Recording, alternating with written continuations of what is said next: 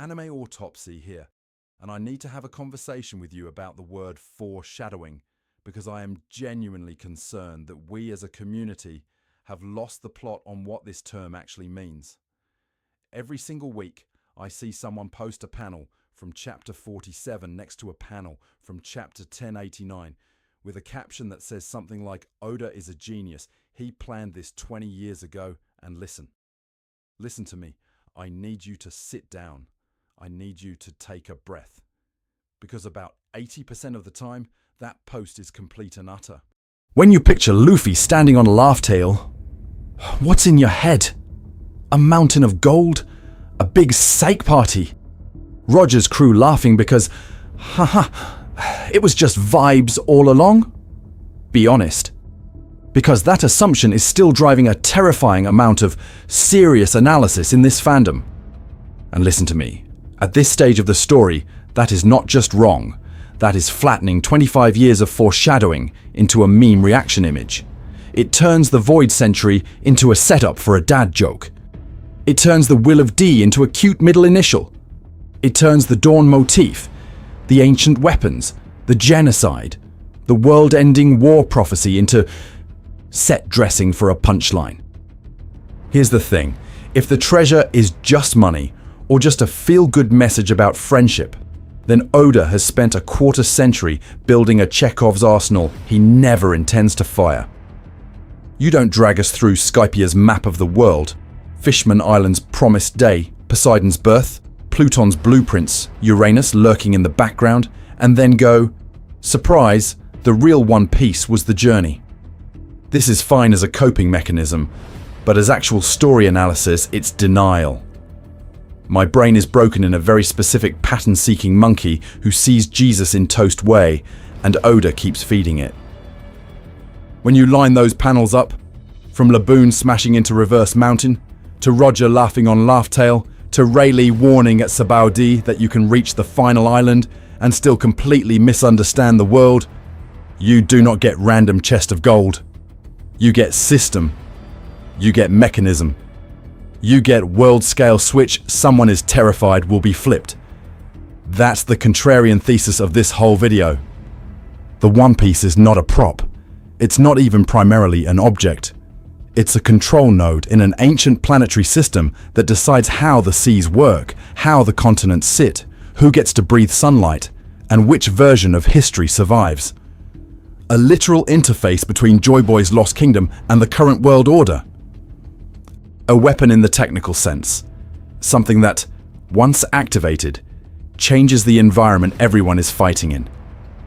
And not because I am smarter than you, but because Oda has been screaming this in slow motion since chapter 1. Laboon waiting at the one hole in the red line. Skypiea carving the world's map into stone. Poneglyphs acting like a distributed database of coordinates and commands. Fishman Island tying Joyboy's promise to the destruction of the Red Line and the dawn of the world. In this video, we're going to walk through all of that. We're going to pull every receipt we can carry, stack them into a single coherent model, and ask what Roger actually saw, and why he decided it was too early to use it. By the end, the just treasure reading isn't just going to look unlikely. It's going to look impossible if you take canon even remotely seriously. So, if you're still clinging to the comfy gag ending theory, stay with me, because the foreshadowing has been telling you a much scarier, much cooler story from the very beginning. The comfort lie. How fandom shrunk the One Piece on purpose. So let's talk about the thing that keeps dodging all that foreshadowing. The comfort lie. You know exactly what I mean. The memes about the One Piece being the friends we made along the way. The tweets demanding, if it's just a lore dump, I'm dropping this series. The running gag that it's a single rubber band, or a giant feast, or Joyboy's ancient prank box with a whoopee cushion and a sticky note that says, "Gotcha!" This is the dominant reading, low stakes, cozy, safe. And listen to me. This is fine as a coping mechanism, but as actual story analysis, it's denial. We have Roger reaction edits with soft piano, him laughing on Laugh-Tail, while captions say, He just loved the journey. We have TikToks zooming in on his grin, plus that panel of him saying, "I left everything I own in one piece," as if that line is about gold instead of a world-scale trigger. People crop Rayleigh at Sabadi, where he literally warns the crew they might reach the end and still misunderstand the world, and they use it to argue, "See, it's probably nothing that serious." Here's the thing. The culture around this story has trained you to flatten every image into vibes. Roger laughs, must be wholesome. Luffy makes a goofy face in front of a burning city. Comedy. A straw hat on a pedestal in Marie-Joie. Just an Easter egg. We pull panels out of context and strip them of the Void Century, the genocide, the weapon blueprints sitting one page away. Meanwhile, Oda keeps doing the same trick. Slapstick on top, horror underneath. Skypiea ends with fireworks and a party, but that arc is literally about a sky island built on stolen land, a bell that was meant to signal the world, and an ancient city holding a poneglyph that points straight toward the true history. Fishman Island gives you candy, princess gags, and bright colors wrapped around a prophecy of a man who will bring the dawn by tearing down the very structure of the seas. Dressrosa is toys and jokes and gladiator antics stapled to mass memory erasure. And you still want the treasure to be a sitcom finale prop. I need you to be very honest with me for a second. When you line those panels up, the D initial, the sun motifs, the chains, the repeated talk of inherited will, and the world government fears only one thing. The comfy reading doesn't just wobble, it explodes. The story keeps telling you that the Void Century was erased because a weaponized system for reshaping the world existed, and that Joyboy left behind both the receipts and the switch. If you buy the comfort lie, you stop seeing that scaffold. You skim past the poneglyphs as flavor text. You treat Dawn of the World as poetic instead of operational. You miss that every punchline about Nika, about freedom, about laughing at the end of the world is welded to mass death and structural change. And I say that with love, because I did it too. I wanted the feast ending. Then I reread everything, and the pattern wouldn't shut up. So why do we cling to the gag gift version? Because the real version is terrifying. In the next section, we need to talk about what that terror actually is, and what Roger really saw when he laughed. Confession time. I reread One Piece like a crazy person. So let me put my cards on the table before we go any deeper into the Void Century nightmare fuel. I am not casually reading One Piece. I am rereading One Piece like a medically concerning person. We're talking 3 a.m., blue light in the dark, pausing on a random background marine who shows up in one panel in Logetown and then again in Enya's lobby, and going, "Okay, why are you here? What are you hiding?" I need you to be very honest with me for a second. Have you ever zoomed in on a single brick in a Skypiea ruin just to see if the carving matches a symbol from Ohara? Because I have. I have cross-referenced arc timelines just to chase a hunch that a throwaway line in East Blue is actually foreshadowing for Egghead. I have done the when you line those panels up serial killer wall with screenshots from East Blue to Wano. My brain is broken in a very specific pattern-seeking way, and Oda keeps feeding it. Here's the thing. This isn't just me rereading the main chapters and calling it a day. It's the chapters from Romance Dawn to Egghead, plus every cover story Oda has ever used as a side quest to sneak in ancient weapons logistics. It's SBS Answers where he jokes about the D-Clan and then quietly confirms a world-scale implication. It's Vivra cards and data books that pin down ages, roots and affiliations so the map of history actually lines up. It's Oda interviews where he admits he plans endings first and then reverse engineers the road there. Every one of those is another brick in the foreshadowing scaffold. Listen to me. I am not claiming secret insider knowledge. I am not your mystical One Piece prophet. I'm a guy staring at the text going, if this is how Oda writes, set up, delay, absurdly long payoff, then what happens if we actually take that seriously? Not because I am smarter than you, because the story is louder than both of us if you stop trying to protect yourself with the "it's just treasure" reading. we need to talk about payoff because that's where this stops being tinfoil. Laboon and Brook is the entry-level example. A throwaway gag whale in Reverse Mountain turns into a decades-long promise fulfilled at Thriller Bark. Skypiea's Golden Bell and the silhouette of Nika. Years before Gear 5, Oda is already ringing the sun god imagery over an island about inherited will and the dawn. Fishman Island's prophecy of a man who will lead them to the surface, tied to Joyboy's apology and Noah, quietly frames Luffy as the hinge of a world reset, not just a good boy who punches racists. Pattern interrupt. If Oda is willing to let a sad whale cook for 400+ chapters, what do you think he's doing with the actual title of the series? So here's how I'm approaching this video. This is not, here's my headcanon fanfic about the treasure being friendship. This is, if we take the text, the SBS, the Vivre cards, the databooks, the interviews seriously, what does the foreshadowing force us to admit about what the One Piece actually is? In the next section, we're going to start lining those bricks up and see what shape of weaponized system they accidentally form. Stop thinking of the One Piece as a chest and start seeing a machine. So, if we're actually going to line those bricks up, we have to throw one whole wall in the trash first. You have to stop thinking of the One Piece as a chest, as a prop. As this thing Roger holds up to the camera, everyone claps, roll credits, thanks for 25 years. That reading isn't just weak, it actively breaks the story. Here's the thing. Oda will absolutely use a gag treasure for a single arc. He did it with Skypiea's gold, with Foxy's stupid betting games. But he does not spend decades weaving genocide, the Void Century, and a prophesied world-ending war around a punchline trinket. This is fine as a coping mechanism, but as actual story analysis, it's denial. And I say that with love, because I also want to protect my inner child from the idea that this goofy pirate manga is about a world-scale weaponized system. I need you to be very honest with me for a second. When you look at the red line slicing the planet, the calm belt locking in the blues, the Sea Kings hemming normal ships in, does that feel natural to you? Or does it feel like a rigged machine? The geography is a cage. The weather is a firewall. The poneglyph network is literally a hard drive of instructions and error logs scattered across the map. None of that is set dressing. That's infrastructure.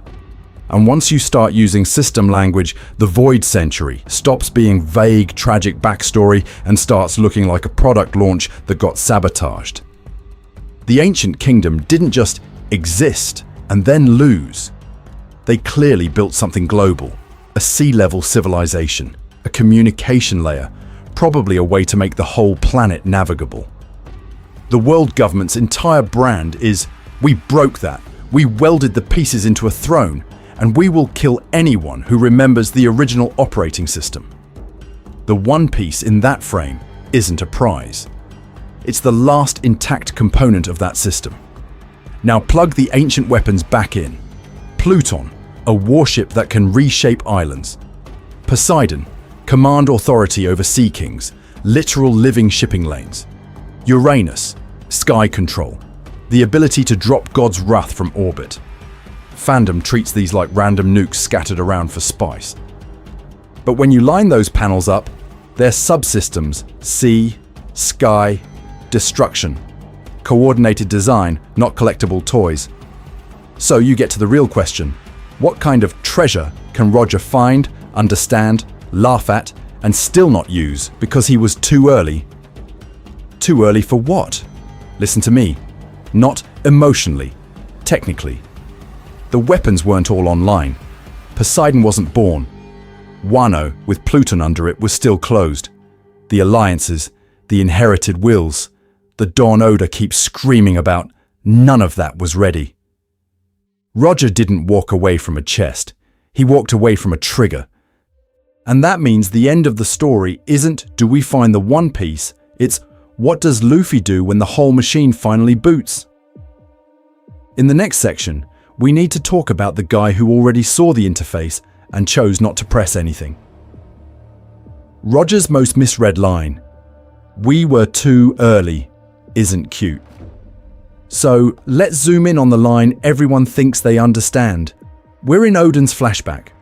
Roger has just come back from Laugh Tale. The crew is crying and laughing and breaking down, and in the middle of that emotional soup, he drops it. They arrived too early. Not we were too weak, not we chickened out, but we were too early to do anything about what we learned. That's the piece you keep sliding past because the panel is pretty. On the surface, fandom treats this like a cosmic wrong generation meme. Oh, poor Roger, born in the wrong era. Oh, he wanted to leave the fun adventure for Luffy.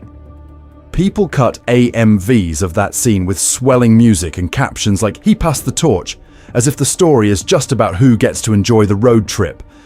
This is fine as a coping mechanism, but as actual story analysis, it's denial. Because here's the thing. Too early only makes sense if there was something to be done. A system to be turned on.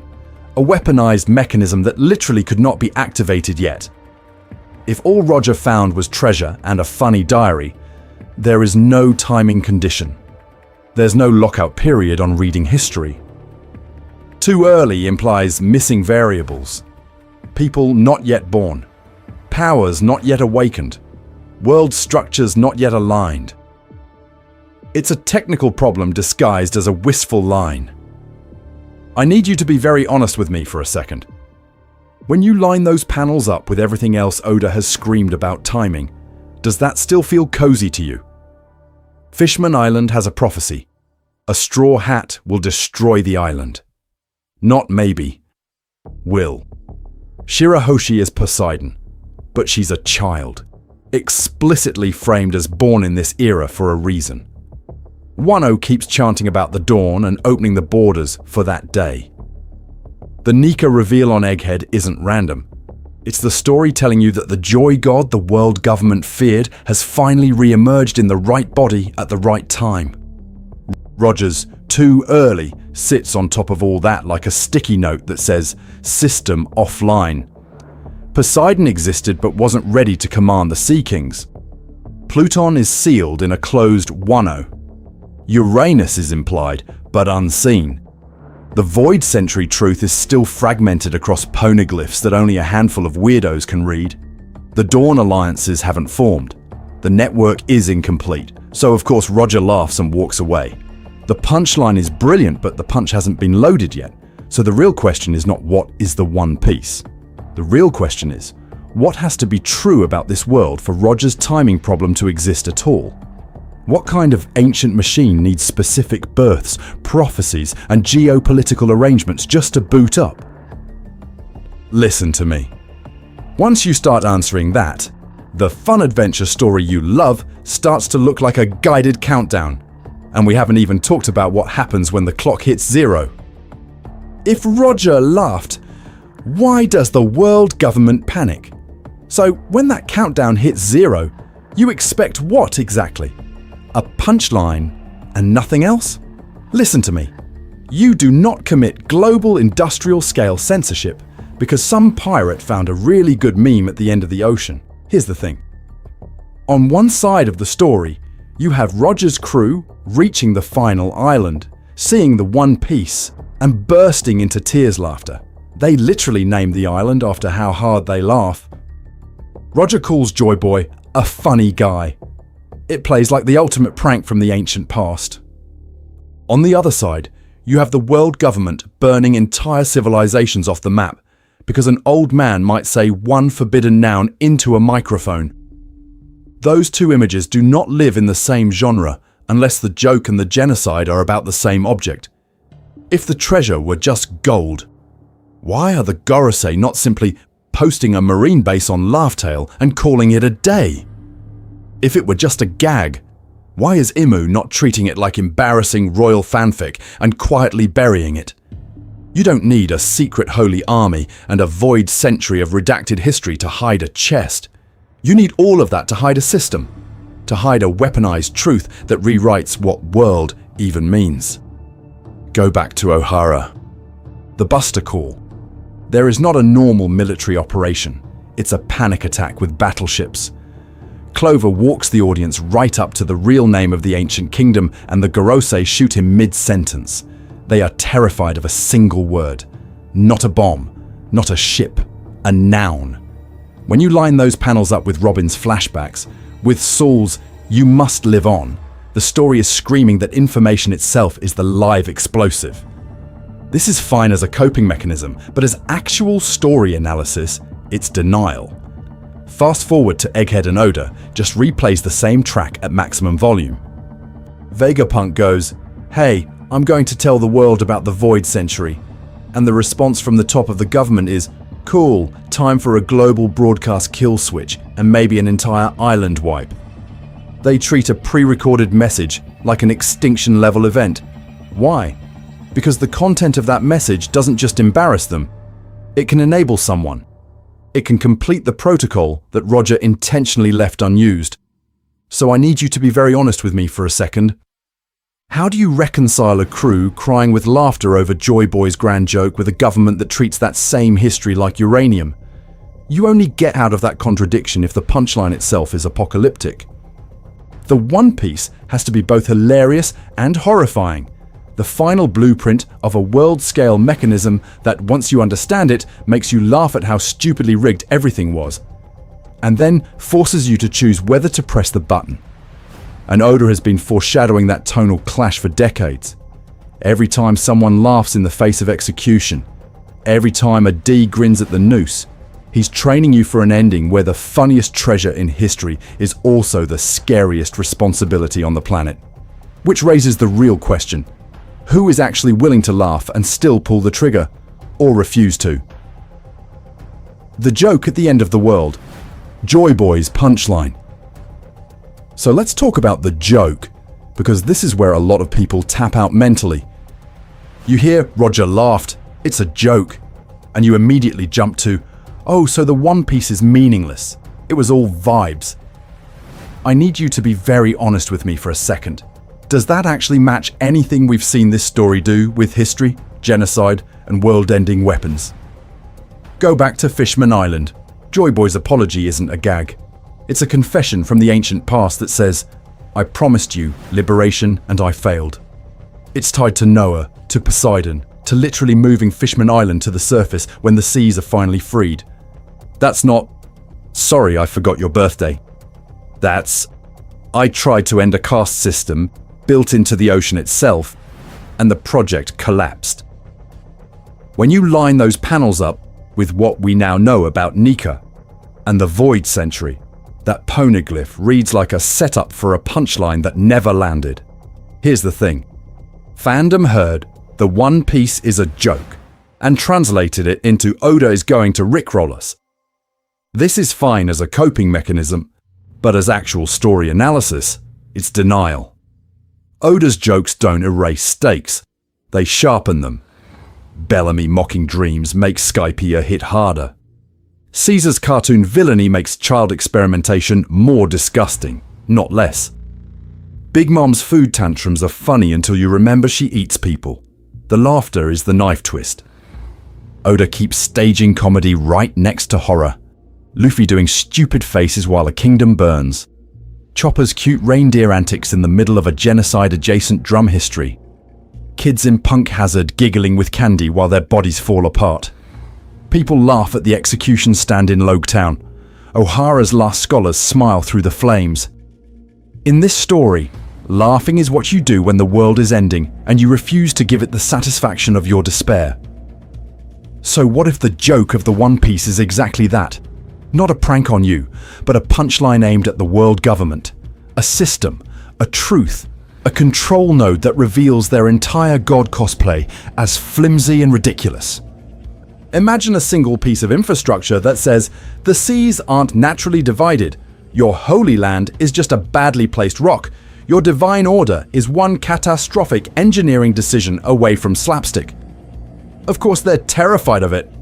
Tyrants are always scared of being laughed at, because once you're ridiculous, you're beatable. Listen to me.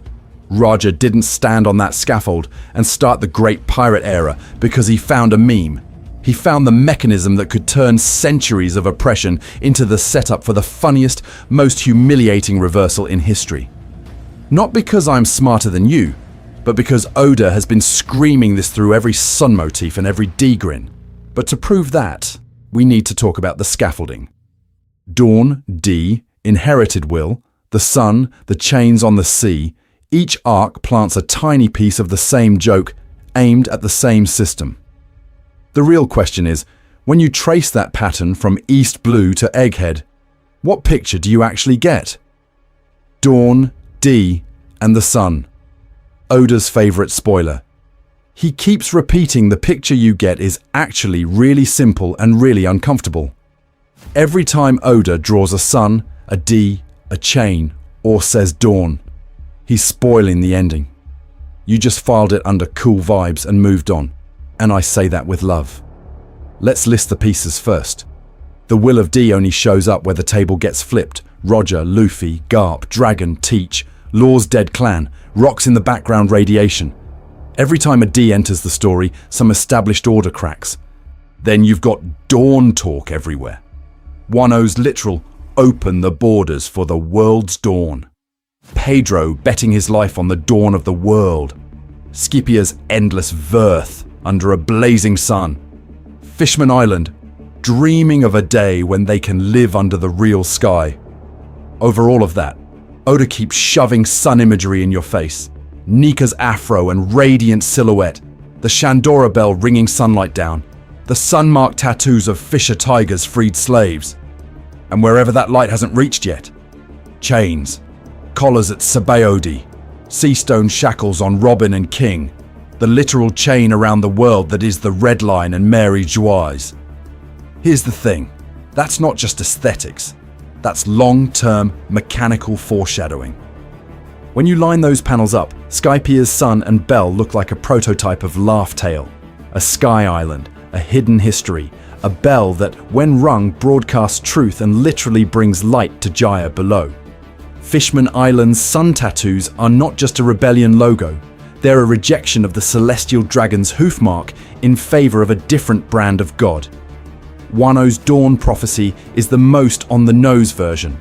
The borders open, an ancient weapon wakes up, and the dawn is explicitly tied to that system activating. So, D first. The story tells you straight up, they're the natural enemies of the gods, not metaphorical enemies, structural ones. Their existence destabilizes the celestial dragon's entire operating system. If the One Piece is the master control of a world weapon network, then of course it's keyed to people whose very name marks them as anti-god variables. Roger, a D, reaches the final island, laughs at Joyboy's punchline, and walks away. Dragon, a D, builds a revolution that doesn't actually aim at the throne so much as the system underneath it. Luffy, a D, eats the sun god fruit that the world government has been terrified of for 800 years.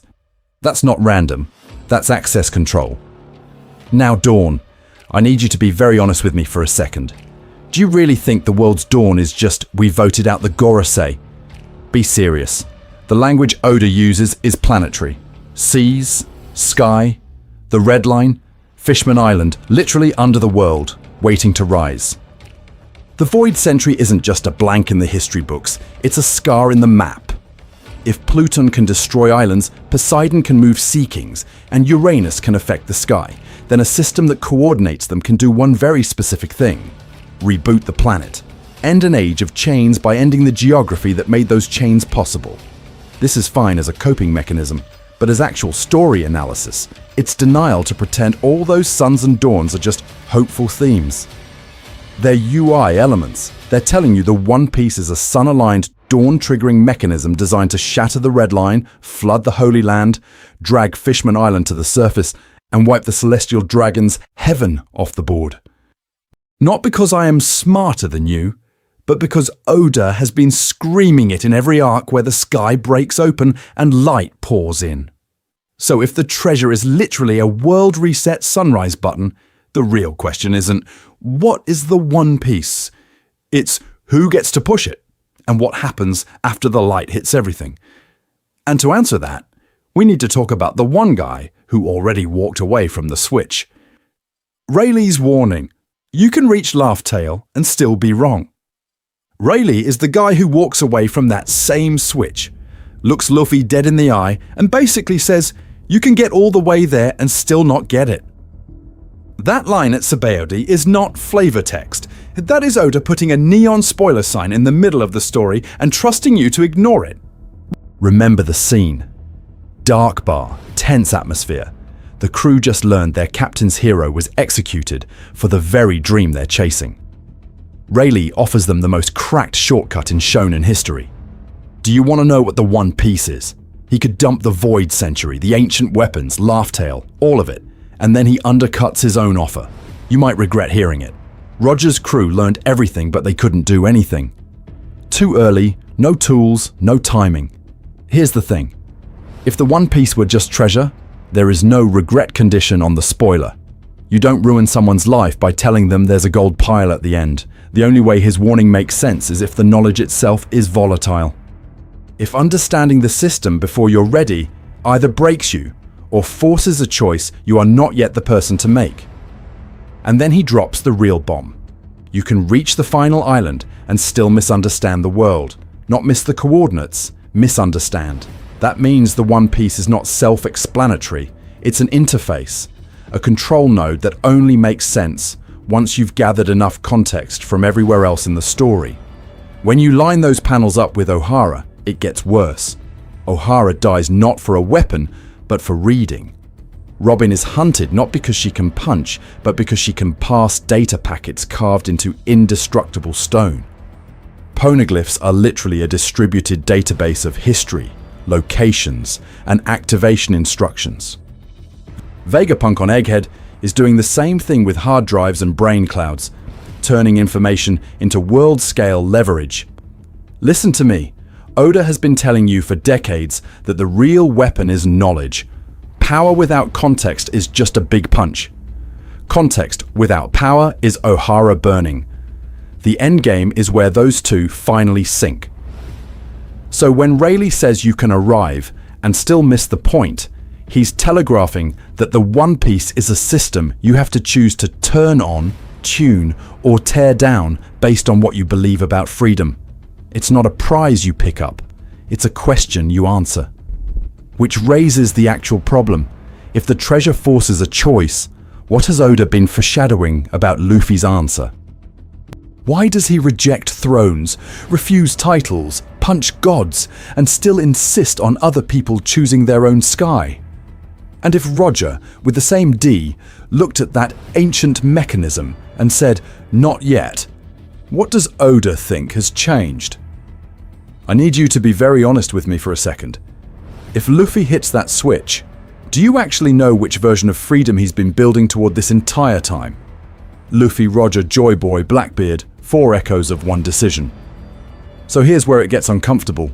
Luffy is not the first person the world has pointed at that switch. He's the 4th echo of the same decision. You have Joyboy, Roger, Luffy, and Blackbeard. 4 mirrors, 1 mechanism. Joyboy is the prototype who promises the world something, fails, and leaves an apology burned into ancient stone. Roger is the man who actually reaches the control room, reads the Void Century patch notes, and realizes he's too early to run the program. Luffy is the current inheritor of that will, the one the story keeps calling the Man of the New Dawn. And Blackbeard. Blackbeard is the corrupted counterpoint, the test case for what happens if the same system gets hijacked by someone who loves chains more than freedom. Listen to me. Oda is not subtle about these parallels. When you line those panels up, Roger and Luffy both stand in front of impossible odds and laugh. Roger on Laugh Tale, tears in his eyes, cackling at Joyboy's joke. Luffy at Marineford, in Eni's lobby, in Wano, grinning at execution platforms and god dragons like he's reading the funniest punchline in history. That's not random characterization. That's the story telling you this is the same archetype hitting the same wall. Joyboy and Luffy are braided together through Fishman Island. One leaves a promise he can't fulfill, a world where fishmen can live under the sun, a plan that clearly involved Poseidon and some giant sea-leveling weapon. The other shows up generations later, saves the island, declares it his territory, and gets prophesied as the man who will finally bring the dawn. Same island, same stakes, same mechanism hanging in the background. Move the island, move the seas, rewrite the map. And then you have the ugly mirror. Blackbeard and Luffy both build weird, found families. Both roam the world collecting powerful allies and absurd devil fruits. But where Luffy gathers people who want to be free on their own terms, Blackbeard hoards monsters, slaves, and stolen powers. He literally takes multiple fruits into one body, obsessed with darkness, gravity, and nullification. Here's the thing. That's not just he's greedy. That's foreshadowing a version of the One Piece system used for domination instead of liberation. This is fine as a coping mechanism, but as actual story analysis, it's denial to pretend these are just fun parallels. Oda is using character-driven foreshadowing as a scaffold. The world keeps generating a D who reaches the edge case of the system and has to answer the same question. Do you pull the lever and restructure everything, or walk away and trust the next era? Not because I am smarter than you, but because Oda keeps screaming it. The treasure isn't a static prize.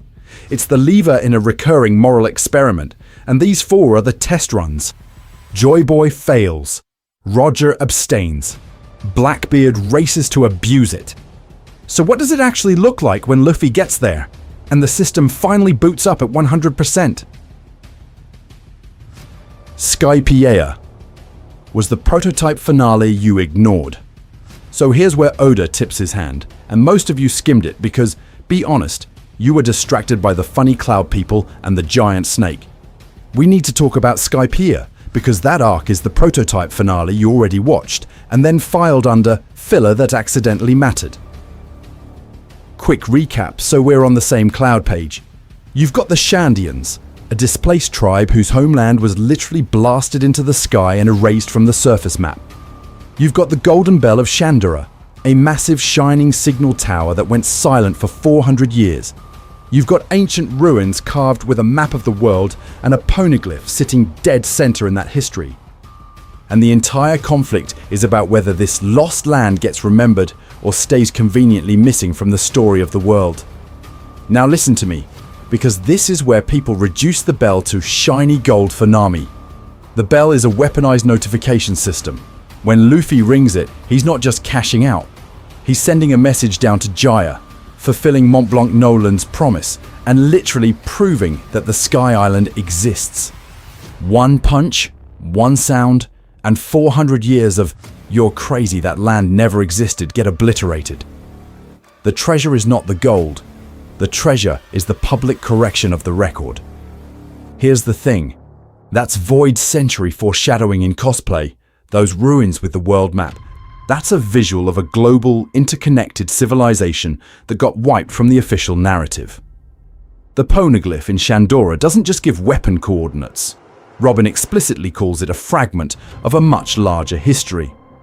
When you line those panels up with what we later learn about the ancient kingdom, Skypiea starts reading like a rehearsal dinner for the day someone rings the truth about the Void Century across the entire planet. And the leitmotif is Oda basically screaming.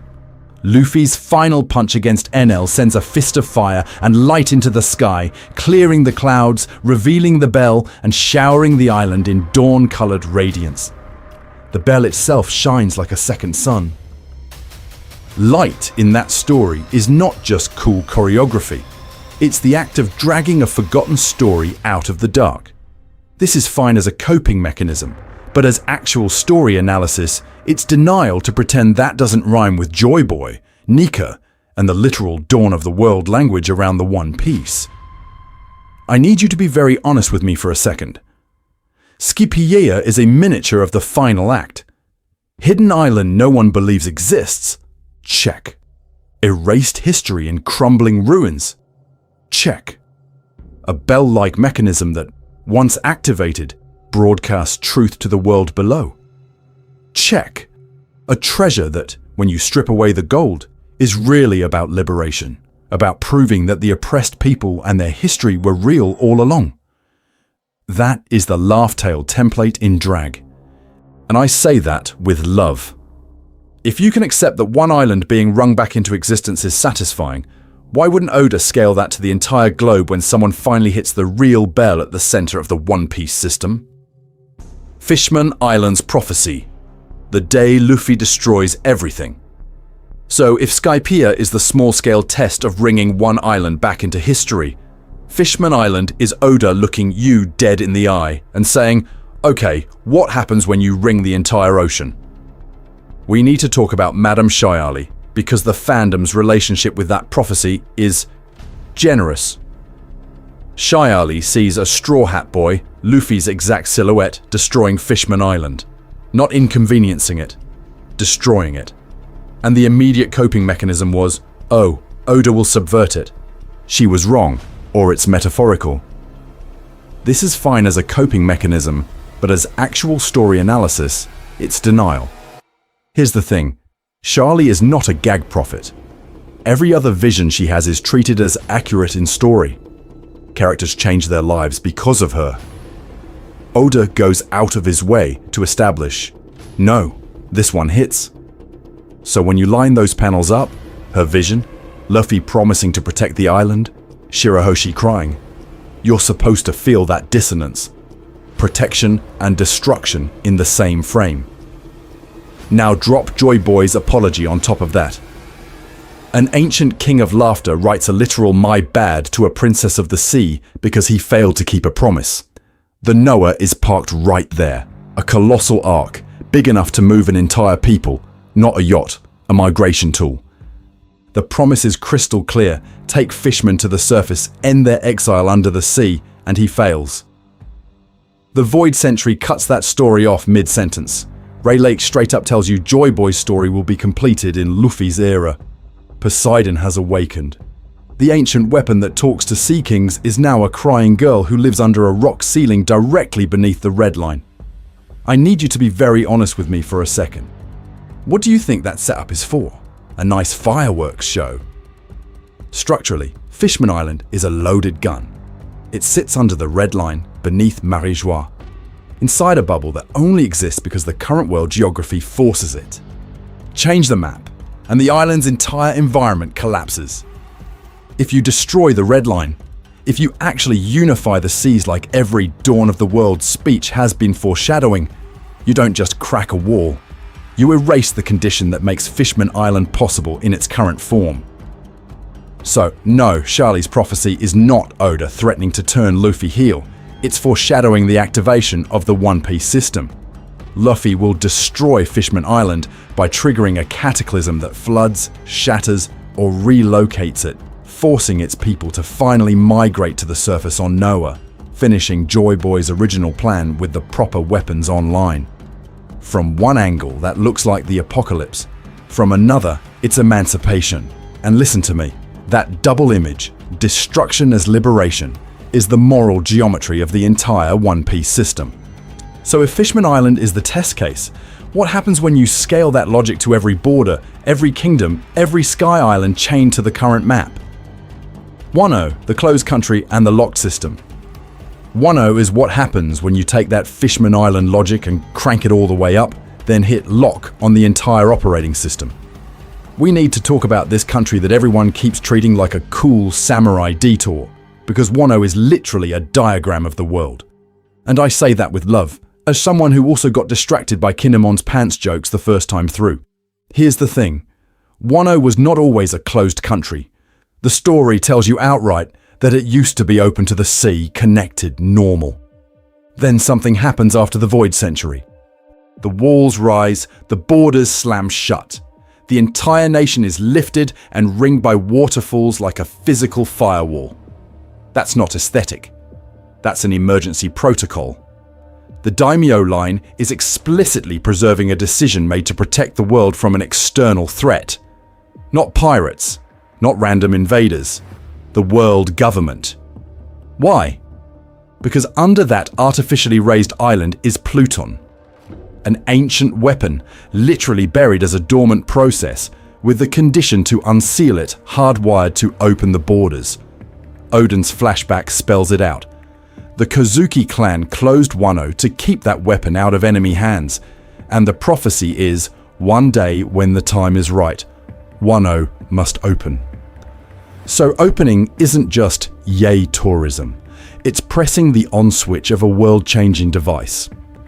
Now, I need you to be very honest with me for a second. If Oda puts a nuke under a country and writes, "Do not open until the dawn," and your read is, "This is just about cultural exchange. This is fine as a coping mechanism, but as actual story analysis, it's denial." Oden's journal exists for the same reason Toki's time travel exists. The plan is not for their era. Toki literally jumps from the Void Century to Wano, then punts the rest of her life forward 20 more years so that her kids, not her, will meet the dawn. Oden reads the history with Roger, writes it down, and that book survives him specifically, so a future pirate with the right crew can finish the route. When you line those panels up, Wano is screaming, "We are a bridge, we are a delay. We are a lock, waiting for a key that hasn't been born yet." That's the locked system metaphor. Wano is a local instance of a global pattern. The true configuration of the planet, seas unified, red line gone, ancient weapons networked, is sealed behind raised walls, censored history, and timing conditions. Wano's waterfalls are just the visible version of what the world government did to the entire map. So if opening Wano means re-enabling Pluton, what does finding the One Piece mean? Listen to me. Wano is foreshadowing that the One Piece is the master key, the command that does to the whole world what dropping those walls does to that one country. And if that's true, then the next question is terrifying. Who actually gets to turn that key, and under what conditions? Egghead and Vegapunk, the scientist who solved the joke. On Egghead, Oda actually answers that question for you, and you keep pretending he doesn't. The arc is literally, what happens when one man understands the system too well? Vegapunk's central crime is not being quirky Einstein with an apple butt head. His crime is that he reads too much. He digs too deep into the Void Century, reverse engineers the ancient kingdom's science, and suddenly the world government goes from "fund our genius" to delete this man from the save file. That's not about one island. That's about information control. If the One Piece were just a treasure chest, why is the smartest person alive being executed for knowing the punchline to a history joke? Here's the thing. Oda doesn't just have Vegapunk know. He has him try to broadcast. This old man sets up a literal global live stream, a transplanetary TED Talk, to dump everything he's learned into the world's brain at once. That is not a vibe you choose if your endgame is, "Haha, it was friendship all along." That is a story telling you the final truth is something you can transmit, something that lives in networks, not vaults. And Egghead's tech is the tell. I need you to be very honest with me for a second. Did you really think Oda calling this the Island of the Future, and then immediately going, "Oh, by the way, all of this is actually based on stuff from 900 years ago," was just a fun aesthetic choice? When you line those panels up, it's screaming. The ancient kingdom already built a world-scale information and power grid. Punk Records is a prototype, a shared brain in the sky, everyone's memories and research syncing to one giant server. Now scale that up from one island to one planet, and replace research with weather, sea levels, weapons, geography. Congratulations, you've just described a Joyboy operating system. Vegapunk, then, is a Joyboy adjacent figure. Not the Messiah, but the engineer who finally understands the blueprints and still can't turn the machine on. He can't command Poseidon. He can't unseal Pluton. He can't reach Laugh-Tale. All he can do is point, foreshadow, and stall for time so that Luffy's era has the context Roger's didn't. He's the guy furiously labeling the cables before someone else flips the master switch. Listen to me. Egghead is Oda, standing on a chair, waving his arms, yelling the theme. The real bomb is not "laser beams go pew pew." The real bomb is knowledge plus infrastructure, a weaponized history lecture plugged into an ancient planet-wide device. And this is fine as a coping mechanism, but as actual story analysis, it's denial to think that's not exactly what the One Piece is on a global scale. Because if Vegapunk's little broadcast can shake the world, what happens when someone finally accesses the original network? It's all imitating. Ancient weapons aren't nukes. They're subsystems. So if Vegapunk is running the bootleg, we need to talk about the original software, the ancient weapons. Because listen to me, if you still think Pluton, Poseidon and Uranus are just three big fantasy nukes, you are flattening the entire endgame of this story. Quick recap so we're on the same page.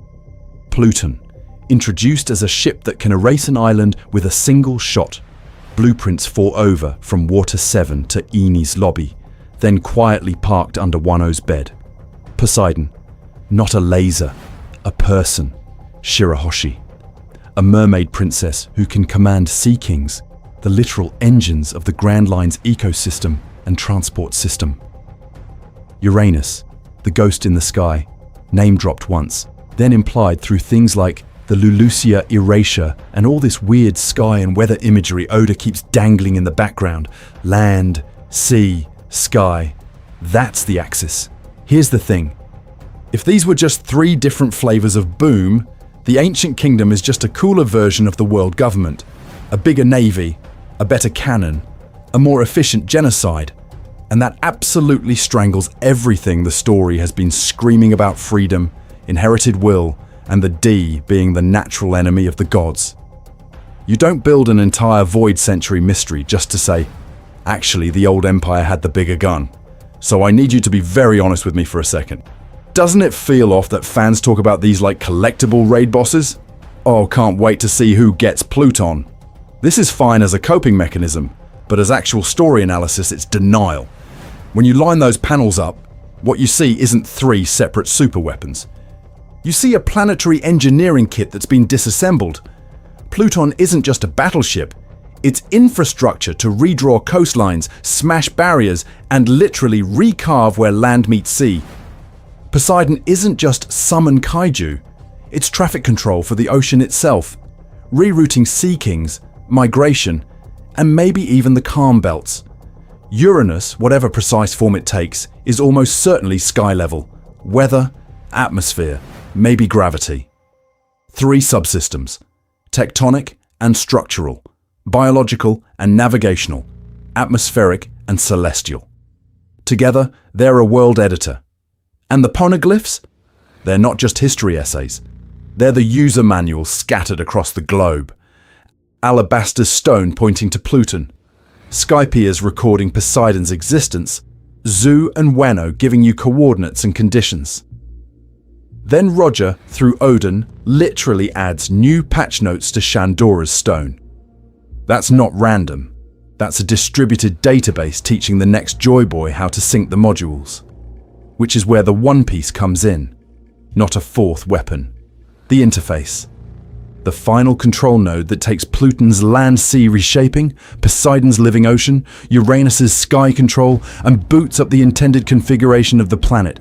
Destroy the red line, unite the seas, move Fishman Island, flip the board. So the question isn't what is the treasure, it's when Luffy finally reaches the console, does he hit execute, rewrite, or delete? The world as a broken machine, red line, calm belt, and sea kings. So if the One Piece is a console, we need to talk about the prison it's sitting inside. Because this world, it is a bad user interface. Look at the map Oda gives you. One gigantic stone scar, the red line, wrapping the globe like a belt. 4 oceans chopped apart. The only real highway, the Grand Line, is a strip of sea with weather that behaves like it's having a nervous breakdown. And hugging it on both sides, the calm belts. No wind, no currents, just sea kings the size of apartment complexes waiting to eat your boat. This is not a friendly layout. This is not oops tectonic plates. I need you to be very honest with me for a second. Does any of that feel natural to you? The story goes out of its way to show you how absurd travel is. Log poses because compasses don't work. Islands with their own microclimates. Reverse mountain as the one cursed on-ramp. Every time a character explains navigation, it sounds less like a planet and more like someone's malicious puzzle box. Here's the thing. If the ancient kingdom built a global system, then geography is part of the hardware. And what we're living in now looks like a sabotaged version of that hardware. A machine that's been jammed on purpose so people can't move, can't meet, can't unify. The red line doesn't just divide seas, it divides cultures, species, and information flow. That's how you maintain a void century without constantly mind-wiping everyone. When you line those panels up, Oda keeps whispering that the original configuration was different. We have repeated hints that sea levels changed, that land masses sank. Jaya's missing half sitting in the sky. Skypiea's ruins that predate the current world order. Fishman Island literally buried under the red line, next to Noah, a ship so enormous it only makes sense if the ocean itself was supposed to move. This is fine as a coping mechanism, but as actual story analysis, it's denial to pretend all that is just quirky flavor. The poneglyph network then stops being a cute scavenger hunt and starts reading like system documentation left by desperate engineers. History logs, weapon specs, coordinates. A distributed database explaining how the original machine ran before someone hacked it into a planetary prison. The ancient weapons are not random superweapons. They're components. Pluton to reshape land and sea routes. Poseidon to command the Sea Kings that currently gatekeep the calm belts. Uranus to dominate the sky, where the Red Line and Mary Joyboy sit like a crown. So the world government wins the Void Century, seizes admin access, and instead of deleting the system, they refactor it into a lock. Same hardware, opposite purpose. Not because I am smarter than you, but because the story has been screaming this for decades. And that means the One Piece isn't just the off switch, it's the reset command. From inside the prison, that looks like the end of the world. From outside, that might be the factory settings. So the real question isn't, can Luffy break the machine, or it's what actually happens to everyone living on it when he does. And if Oda has been foreshadowing that since chapter 1, we need to talk about all the little cracks already showing in the walls. Building the system model, what the One Piece has to do. So if the walls are cracking, we have to ask, what is the actual machine behind them trying to do? Not thematically, mechanically, because Oda is a freak in the best way, and he keeps giving you engineering diagrams disguised as goofy adventure panels. Let's list the constraints the story has already nailed to the door. Whatever the One Piece is, it makes Roger laugh on the final island. It terrifies the world government enough that they erase an entire century of history and hunt stones like their nuclear blueprints. It's locked behind timing. Roger says they were too early. Rayleigh tells the Straw Hats they could reach the end and still misunderstand. It's entangled with the ancient weapons. And it keeps getting framed with dawn, with freedom, with this idea that the gods fall and the D laugh at the end of the world. So, translate that into system requirements. You're not allowed to say, it's just treasure anymore. This is fine as a coping mechanism, but as actual story analysis, it's denial. Whatever's on Laugh Tale has to broadcast the buried truth of the Void Century at scale. It has to be able to reconfigure geography in a way that makes Fishman Island's promised migration, the Red Line's suspicious placement, and Pluton's shipyard in Wano all make sense. It has to materially empower oppressed peoples, not just spiritually inspire them. And it has to be something Roger literally could not use, even if he wanted to, in his era. Here's the thing. Once you start thinking like that, the world of One Piece stops being a map and starts being a circuit board. The poneglyphs? That's your wiring, a distributed database running under the floorboards of the world, carrying coordinates, protocols, and firmware updates. The ancient weapons are your actuators. Pluton as a seismic/geographic rewrite tool, Poseidon as command authority over the Sea Kings, Uranus as your wildcard sky/atmosphere modifier. The One Piece itself? That's not a shiny object. That's the master switch. Or more precisely, the program that tells the switch what on even means. I need you to be very honest with me for a second. If the One Piece were just a message, a funny Joyboy vlog, how does that fulfill Noah, Fishman Island's prophecy, and the explicit promise that the fishermen will go to the surface when the promised day comes? A TED Talk doesn't move an island. But if it's just a weapon, a big red delete celestial dragons button, How do you get Roger and his entire crew doubled over laughing instead of having a collective panic attack? So we iterate. Message only fails the fishman test. Weapon only fails the laughter test. Pure metaphor fails literally everything the story has been screaming about: the Void Century, the Ancient Kingdom, and the Dawn. When you line those panels up, from Skypiea's ringing bell, to Robin reading road poneglyphs, to Shirahoshi awakening as Poseidon, the only model that survives is a hybrid: information plus control. Not because I am smarter than you, but because Oda keeps shoving the same blueprint in our faces. The working model is this: the One Piece is a world-scale activation protocol. It's a final package of data and commands that, when executed with all components online, Poseidon awakened, Pluton unsealed, Uranus accessible, alliances formed, reboots the planet into the Ancient Kingdom's intended configuration. Seas unified, red line broken, sunlight and freedom redistributed. A hard reset from heavenly dragon prison back to dawn. And if that's the system, then the next question isn't just, will Luffy flip it? It's, who else is racing to grab the admin password first? Why Roger? Couldn't pull the trigger, even if he wanted to.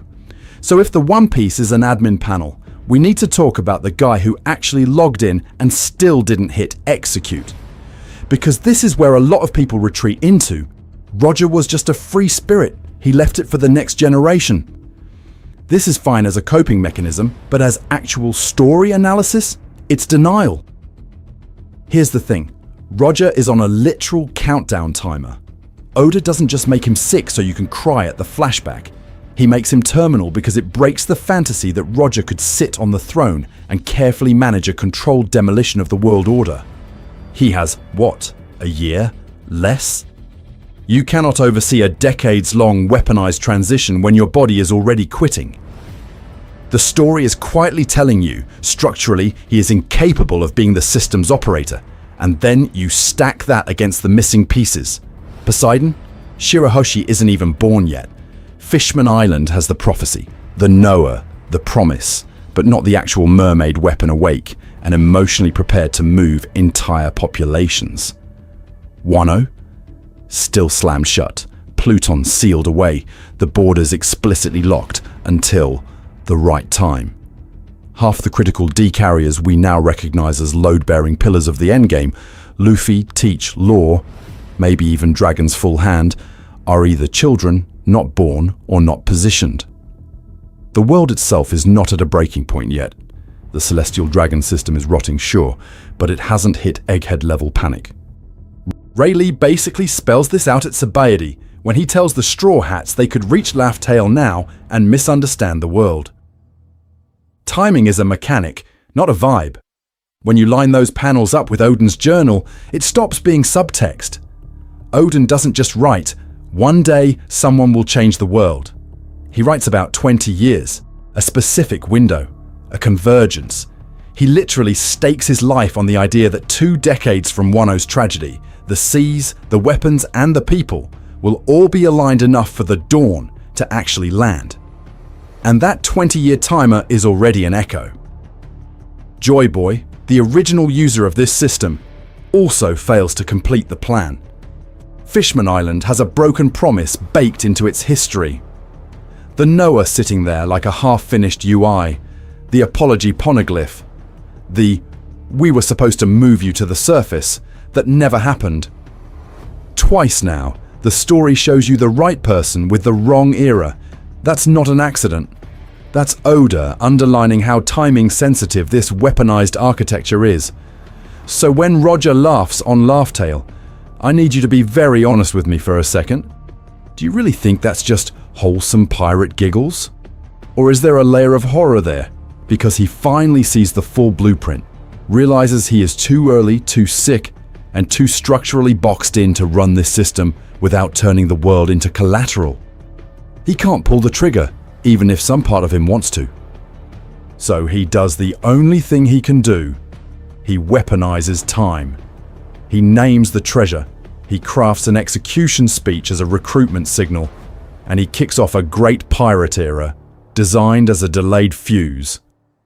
A 20-year chaos incubator to produce someone like Luffy, someone who inherits the D, rejects crowns, and arrives at the console in the one era where the world is finally unstable enough to be rewritten. And if Roger's too early is really wrong build, wrong patch, then we have to ask, what happens when someone reaches Laugh Tale in the exact right version of the world? Luffy as the perfect key, Nika, D, and anti-authority chaos. What happens is that the weird rubber kid suddenly snaps into place as the only key that fits the lock. And I need you to be very honest with me for a second. You felt that gear shift in Wano, even if you told yourself it was just a cool power-up. Because the Nika reveal is not a random mythology DLC. It's Oda cashing out 20 years of why is this fruit so suspicious? Foreshadowing. From Chapter 1, the Gomu Gomu no Mi is treated as a joke ability. Useless for treasure, useless for cool swordsman fantasies.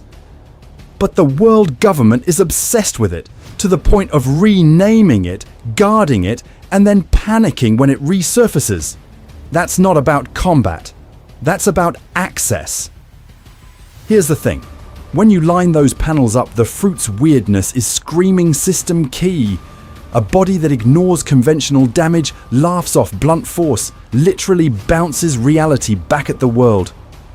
Then in Wano we finally get the missing label, Hito Hito no Mi, model Nika, sun god, drums of liberation. A myth about freeing slaves and toppling tyrants that's been echoing since Skypiea's Dawn of the World language. So, who's carrying this ancient weapon-adjacent cheat code? A guy who hates oppression, refuses to rule, and instinctively liberates every island he touches. Luffy doesn't conquer Alabasta, he leaves Vivi on the throne. He doesn't become God of Skypiea, he tells Enel to shut up and walks away. Fishman Island, Dressrosa, Wano, same pattern. Break the system, free the people, refuse the crown. And I say that with love, but if you still think that's just he's a goofy shonen protagonist, this is fine as a coping mechanism, but as actual story analysis, it's denial. Why does the One Piece system need someone like that? Because a world-scale reboot is the fastest route to a new tyranny. You unify the seas, erase the red line, wake up the ancient weapons, and then what? Whoever's sitting at the console gets to decide the new map. Oda has been very clear that power concentrates. Every empire in this history does the same thing. So the only safe activator is someone structurally allergic to thrones. That's where the will of D stops being a fun middle initial meme and turns into design spec. D carriers are natural enemies of the gods. They laugh at their own deaths. They blow up systems and then vanish. Roger, Joyboy, Luffy. Same smile, same inherited will, same refusal to play God even when handed the script of the Void Century. And not because I'm smarter than you, but because Oda is mean in a very specific way. He's been building Luffy as the anti-Imu from day one. Chaos to Imu's control, sunlight to Imu's shadow, a perfect key who will activate the mechanism and then walk away, which raises the one question the story keeps dodging. What happens if someone else reaches the console first? Blackbeard's nightmare version of the ending. So, if Luffy is the anti-Imu, we need to talk about the guy who is Imu's dream user of the system. The walking worst-case scenario. The answer to what happens if someone else reaches the console first already exists in the story. His name is Marshall D. Teach. Listen to me. Oda did not build Blackbeard as evil Luffy just for symmetry points. He shows up as background furniture on Whitebeard's crew, no big bounty, no chosen one aura, just this weird guy who never sleeps and stares at the sky. Then he murders a crewmate for a fruit, betrays the strongest man in the world, hands Ace to the Marines, walks into Impel Down, harvests a prison army, steals Whitebeard's Quake fruit on live television, and walks out of Marineford as a Yonko. That's not a glow-up, that's a hostile takeover. Here's the thing. Everything about his kit screams, what if the One Piece system is used for domination instead of liberation? Yami Yami no Mi literally absorbs and nullifies other powers. Then he breaks the universe rule and stacks Gura Gura on top, turning himself into a multi-weapon platform in human form. He doesn't free anyone. He weaponizes them. He doesn't chase chaos for joy. He manufactures chaos as cover. And I say that with love. But if you still think Blackbeard is just a mid-boss, this is fine as a coping mechanism. But as actual story analysis, it's denial. When you line those panels up, he is always lurking at the edges of history. Jaya, right when the story first says, dreams never die. Bonaro Island, right before Marineford, reshapes the balance. Impel Down and Marineford themselves, the biggest power shuffle since the Void Century fallout. Then Hachinosu, then his moves against Law and Boa, then his sudden interest in Egghead-adjacent intel. He gravitates to big switches being flipped like a moth to a nuclear reactor. I need you to be very honest with me for a second. Does that feel like a guy who just wants a pile of treasure and a funny story? Or does that feel like someone who has read enough of the ancient script or heard enough whispers about the Void Century to know there is a control system out there and he wants admin privileges? Stay with me, pattern interrupt. Imagine Blackbeard on Laughtail first. Same poneglyphs. Same Joyboy punchline that made Roger laugh. Except where Roger saw too early and chose to wait, Teach sees perfect timing and starts calculating blast radius. Poseidon isn't a promise of coexistence. She's a remote-controlled extinction button. Pluton isn't a deterrent. It's how you redraw coastlines in your own image. Uranus isn't a mystery. It's his private thunderbolt. Roger walks away from the weapon. Blackbeard would crown himself a god with it. And that's the point. His existence proves the One Piece can be misused. That's why Oda spends 20+ years foreshadowing Luffy's ethics, not just his strength. The story is about who you hand the console to. Which raises the next problem. If Blackbeard is the nightmare user, what kind of system design lets someone like that log in at all? Why the "it's just treasure" take ignores 25 years of setup? And here's where the "it's just treasure, calm down" take really falls apart.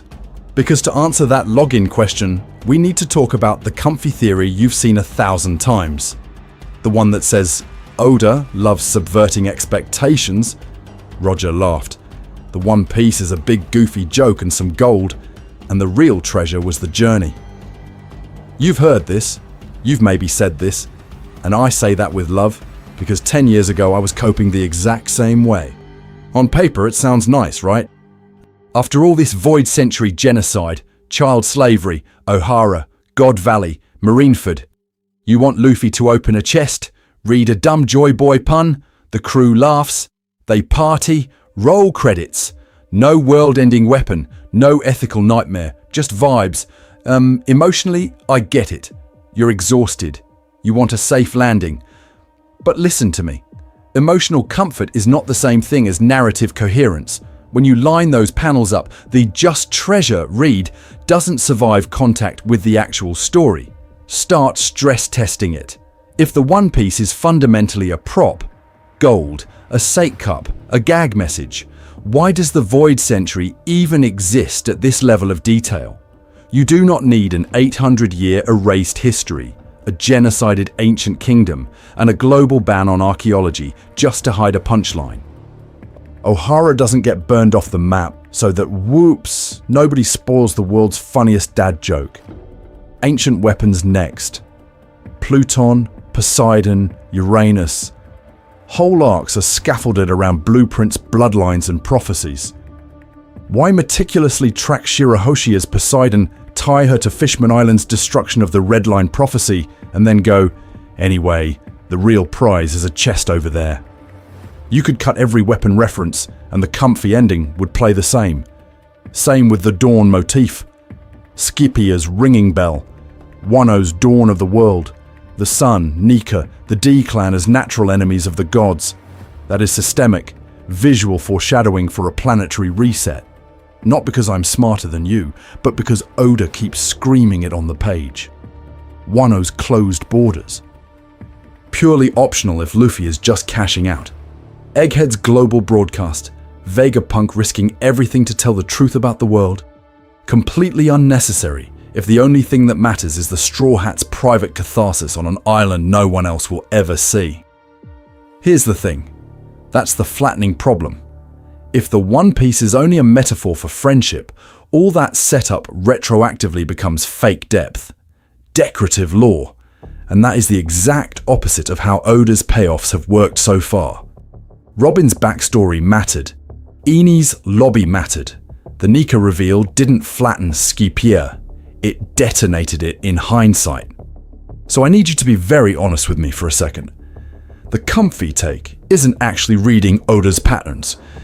This is fine as a coping mechanism, but as actual story analysis, it's denial.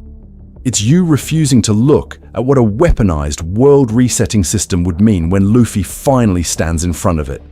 And if the story has been promising that nightmare for 25 years, the real question becomes, how does Oda cash that check without breaking his own world?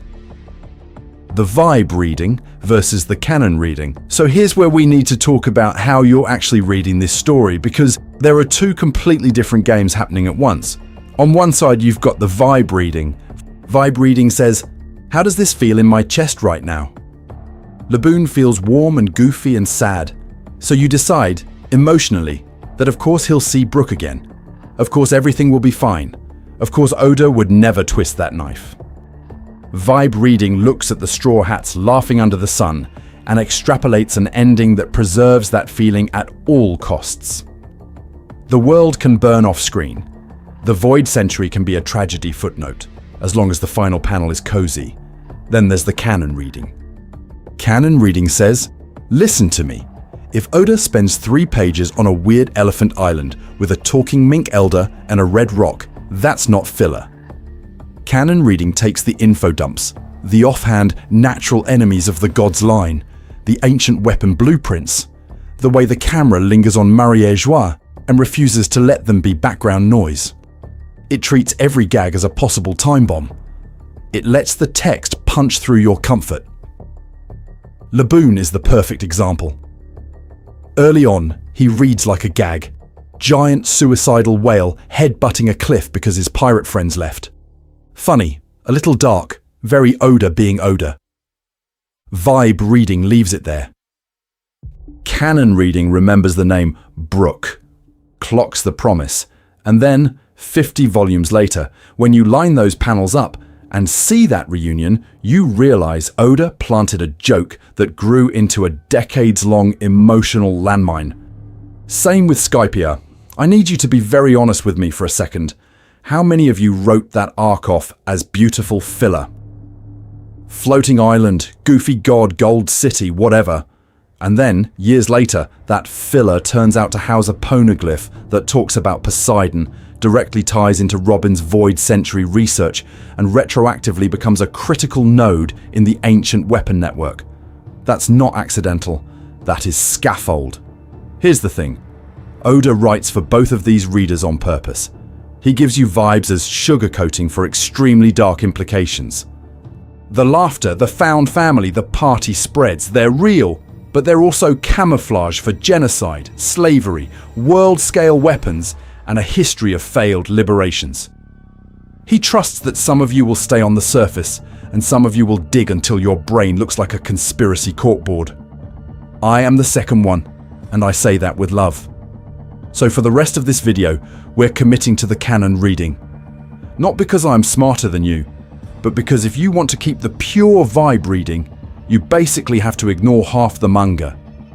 You have to pretend the ancient weapons are flavor text, that Roger's too early was just poetic, that Egghead isn't screaming system every other chapter. You can do that. This is fine as a coping mechanism, but as actual story analysis, it's denial. We're not doing denial. We're going to take the weapons, the poneglyphs, the D, all of it, at face value. And once you do that, you're forced to ask a much uglier question. What kind of system are all these pieces actually building toward? Laugh Tale as a horror story told as a comedy. So when you ask, what system are all these pieces actually building toward? You have to go back to the one time we watched somebody reach the end of the line and react. You have to go back to Laugh Tale. Picture that scene again, without the fan edits, without the swelling music where everyone goes, wow, Roger's so free. The Oro Jackson pulls up, Roger's crew lands. They read the history, they see the treasure, and the entire ship just collapses into hysterics. Grown men, the most dangerous pirates on the sea, rolling on the ground, wheezing. Roger is crying, laughing as he names the island Laugh Tale, like he just heard the funniest joke in the world. It plays like a gag, a victory lap, a meme panel. Here's the thing. When you line those panels up, what you notice is not what Oda shows you. It's what he refuses to show you. We never see the actual treasure. We never get the full explanation. There is literally a giant blank where the object of a 25-year story should be. Oda cuts away from the punchline of his own series. That is not normal comedic timing, that is horror movie timing. I need you to be very honest with me for a second. If this was any other genre and the characters walked into a room, saw something off screen and started laughing uncontrollably while the camera refused to pan over, you would not go, "Ah yes, wholesome joke." You would go, "Oh, something is wrong." That's tonal dissonance. The emotion on the characters' faces and the information you're being given do not line up, and your brain, which is a pattern-seeking monkey that likes treasure, starts coping. And Oda loves doing this. He stacks jokes on top of trauma like it's his favorite hobby. Robin's whole childhood is played with this dry, almost comedic stoicism. She's the deadpan archaeologist, the one who doesn't care if she lives or dies. Then Enel's lobby hits and I Want to Live detonates precisely because all that earlier calm was a mask. Same with Nami's I'm Fine before she breaks down at Arlong Park. This is fine as a coping mechanism, but as actual story analysis, it's denial to assume Laugh Tale is somehow the one time Oda is being purely light-hearted about the Void Century. So try the horror reading. Listen to me. The crew isn't laughing because the One Piece is a prank chest. They're laughing because what they've just learned about the world, about the ancient kingdom, about this weaponized system built to reshape the seas is so cosmically absurd that the only sane response is hysterics. They're laughing at the scale of the lie, at how small their pirate games were compared to the machinery humming under reality. Not because I am smarter than you, but because Oda is meaner than all of us. I want you to re-watch that scene as a horror beat wearing a clown nose. What does it do to your expectations for the One Piece if that laughter is not relief, but nervous breakdown? If the joke is that the treasure can actually reset the world, because if that's the case, then Roger's choice to walk away stops being whimsical and starts being terrifying. Inherited will as a software update, not a poetic metaphor. So if the joke at Laugh Tale is actually a world reset button, we need to talk about the one system that keeps aiming people at that button even when the hardware is buried and the history is burned. Inherited will. You've heard that phrase 1,000 times, right? Roger to Luffy, Joyboy to Luffy, Odin to the Scabbards and Momo, O'Hara's scholars to Robin, Whitebeard to the next generation. It gets merchandised as dreams never die, and we all cry and move on. This is fine as a coping mechanism, but as actual story analysis, it's denial. Because listen to me, if it was just vibes and sentiment, Oda would not keep tying it to extremely specific, historically grounded objectives. Odin's will is not live free, believe in yourself. It's open Wano's borders at the right time because there is a sealed weapon under this country that must sync with an incoming global event. O'Hara's will is not knowledge is nice. It's someone must reconstruct the Void Century and broadcast that data to the world. These are mission parameters. Here's the thing. When you line those panels up, Inherited will stop looking like poetry and starts looking like a software update. Not because I am smarter than you, but because Oda is writing like an engineer who got trapped in a mythology class. Each generation doesn't just get a feeling, they get a fragment of the original operating system, values plus executable goals. Think about Luffy. He inherits Roger's dream without knowing Roger's face. He inherits Joyboy's role without knowing Joyboy's name. He walks into Alabasta and Eni's lobby and Fishman Island and accidentally completes side quests that line up with an ancient liberation program. That's not random. That's pre-aligned code running on a new user. And the D carriers? The natural enemies of the gods? That's your pre-installed firmware. Certain bloodlines and roles are already synced to the Ancient Kingdom's plan. Nefertari, Monkey, Goal, Trafalgar, even Momo being given Odin's name and burden is a manual patch. You are now the guy who will open the country on schedule. Prophecies in Fishman Island and Wano aren't fluffy fortune-telling. They're documentation. They're the README file the system left behind. I need you to be very honest with me for a second. Does it really feel like a coincidence that every time a D shows up, history lurches forward, a poneglyph gets read, or a weapon-adjacent secret moves one step closer to activation? Inherited will is the human layer of the One Piece system. Poneglyphs, Pluton, Poseidon, Uranus, Egghead tech, those are hardware. The will of D, the promises that I'll carry on your dream speeches. That's the software ensuring that when the hardware finally comes online, the right users with the right permissions are standing at the console. And if that's true, then the end game isn't just can Luffy reach the treasure. It's what happens when the final software update meets a fully assembled world weapon. Poneglyphs as a planet-wide circuit board. So if the hardware and software are finally lining up, we need to talk about the wiring. Because the thing everybody handwaves as world-building flavor text is actually the motherboard of the entire story. The Poneglyph network. Think about where you've seen them. Alabaster's stone telling you about Pluton, Skypiea's Shandora stone carrying the Rio Poneglyph fragment, and Roger's graffiti. Water 7's history of the weapon blueprints, Zoo and Wano holding road poneglyphs with coordinates, while Fishman Island has Joyboy's failed promise carved in stone. This is not random. This is a distributed system. Here's the thing. If you only see the 4 road poneglyphs as the map to Laugh-Tale, you're missing 2/3 of the circuit. Road stones give you the final destination.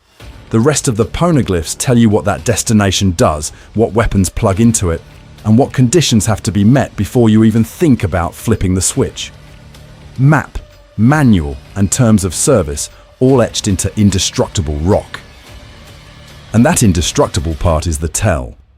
You do not carve your patch notes into god-tier, era-proof stone unless you expect multiple regime changes, floods, and centuries of censorship. The Ancient Kingdom looked at the future and went, "This whole OS is going to get wiped. So we're going to hide the source code in places you physically cannot delete."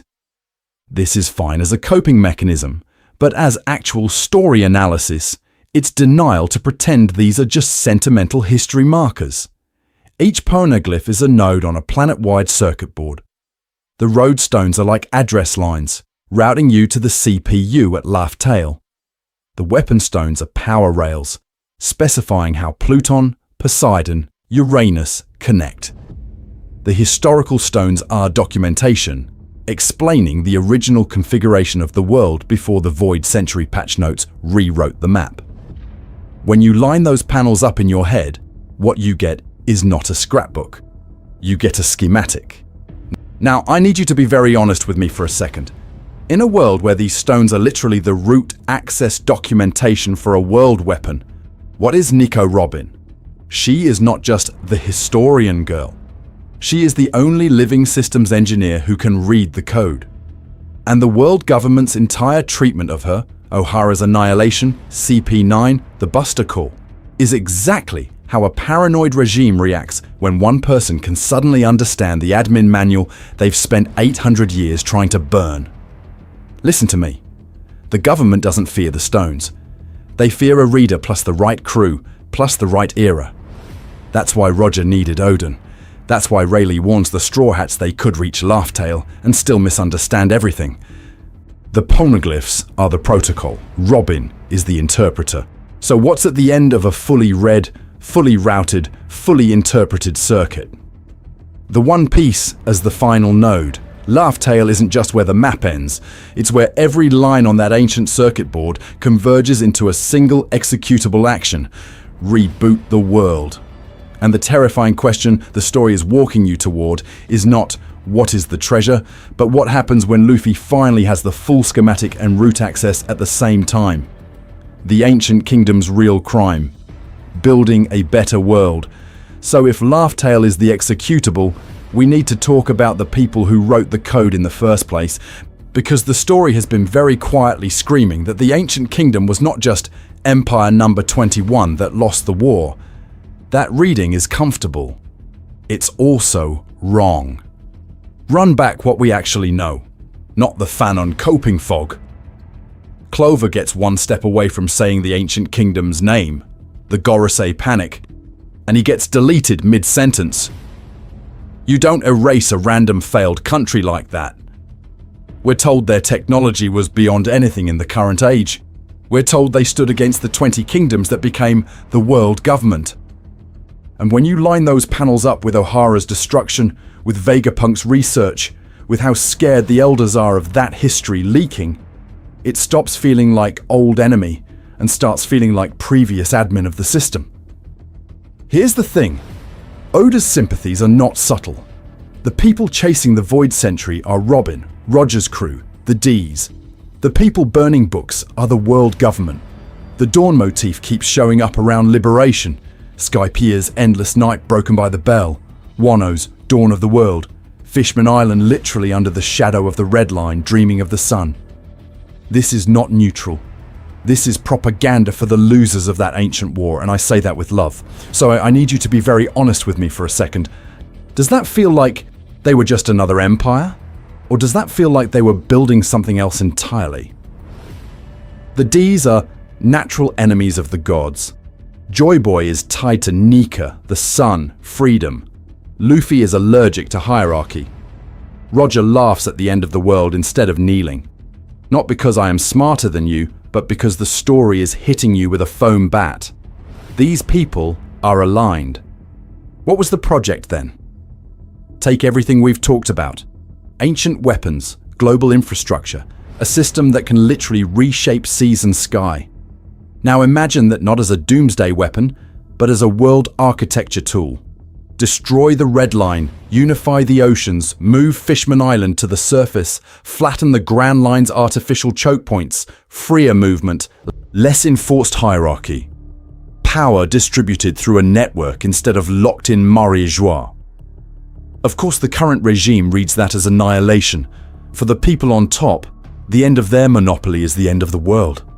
And because the 20 kingdoms couldn't destroy that system outright, they did the next best thing.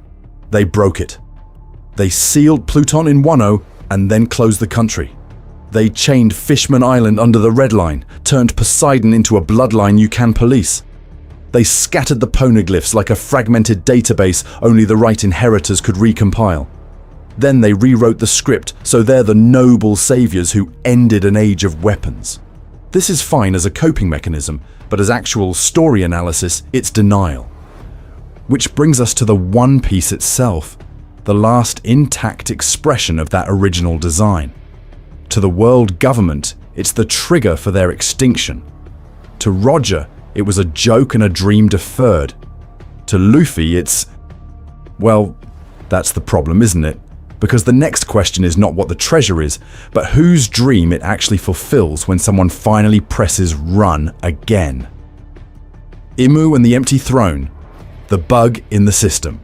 Because here's the thing. If the One Piece is the last intact expression of the original design, then you have to ask the ugliest possible question. Who hijacked the update? Who installed themselves as the secret admin while the patch was still downloading? We need to talk about the Empty Throne. On paper, it's genius propaganda. A big dramatic staircase, a ring of 20 weapons, and an empty chair that says, "No single king rules this world." Power is supposedly diffused through the reverie, the Gorosei act as glorified moderators, and all the nations get a say. It's the world's constitutional myth, polished for 800 years. And you, as a reader, are absolutely meant to go, that's actually kind of reasonable? Then Oda cuts to Imu walking up those steps and sitting down. That's not a twist. That's a bug report. The moment you see a silhouette on that throne, the entire no king of the world story collapses. This is not a shared power system. It's a single hidden sovereign using the fiction of balance as cover. When Imu flips through bounty posters, chooses which lights to snuff out, and literally points at a kingdom that then vanishes under a god-tier laser from the sky, you're watching root access in action. Not a debate. Not a vote. A deletion. Listen to me. The island erasure is not just, wow, scary weapon. It's a UI demo. It shows you what the interface for this hijacked system looks like now. A map of the world as a control panel, where entire regions are checkboxes. Imu is not just using Uranus or whatever we end up calling that thing. Imu is behaving like the malicious fork of Joyboy's original architecture, the branch that took a system meant to coordinate the seas and repurposed it into a surveillance and control regime. I need you to be very honest with me for a second. When you line those panels up, the empty throne ceremony, the Gorosei kneeling, the who shall be erased from history moment, do you still believe this is just a quirky endgame villain Oda whipped up late? This is fine as a coping mechanism, but as actual story analysis, it's denial. The more the story hides Imu's face, refuses to give them a backstory monologue, even withholds their pronouns, the louder the metatext gets. There is something fundamentally wrong at the top layer of the world's operating system, and not because I'm smarter than you, but because Oda keeps screaming it. The Void Century is a redacted changelog. The Will of D are natural enemies of the gods. Achaea people who keep trying to uninstall this secret monarchy. The Dawn motif, Nika, Fishman Island's promised day. All of that only makes sense if the problem is structural, not just beat the boss and go home. So no, it's not enough for Luffy to punch Imu into the sun. That's Tuesday. The story is foreshadowing something harsher. The One Piece, once activated, is the only way to kick Imu out of the system entirely. Not just overthrow the king, but revert the hard fork, rip out the admin account, and restore the original permissions Joyboy wrote into the world. That's why Roger walks away. That's why Rayleigh says you could reach Laughtail and still misunderstand everything. Because the question isn't, can you win the fight? It's, when you finally get the keys, do you dare hit reset? And if that's the real choice, then we have to talk about the one pirate who has never wanted keys to anything, and why the system keeps trying to hand them to him anyway. Why a simple ending would betray Oda's own patterns. And this is where a lot of the One Piece is just a gag treasure takes completely faceplant, because they act like Oda is the kind of writer who sets up dominoes for 20 years and then doesn't knock them over. I need you to be very honest with me for a second. Does that sound like the man who weaponized a sad whale joke for a decade-long gut punch? Laboon is the blueprint. Early on, he's a gag. Bonk the ship, paint a straw hat on him, funny running joke. Then you fast forward hundreds of chapters, you meet Brook, and you realize that entire comedy bit was an IV drip of tragedy leading to a reunion that feels inevitable and impossible at the same time. That's not a throwaway.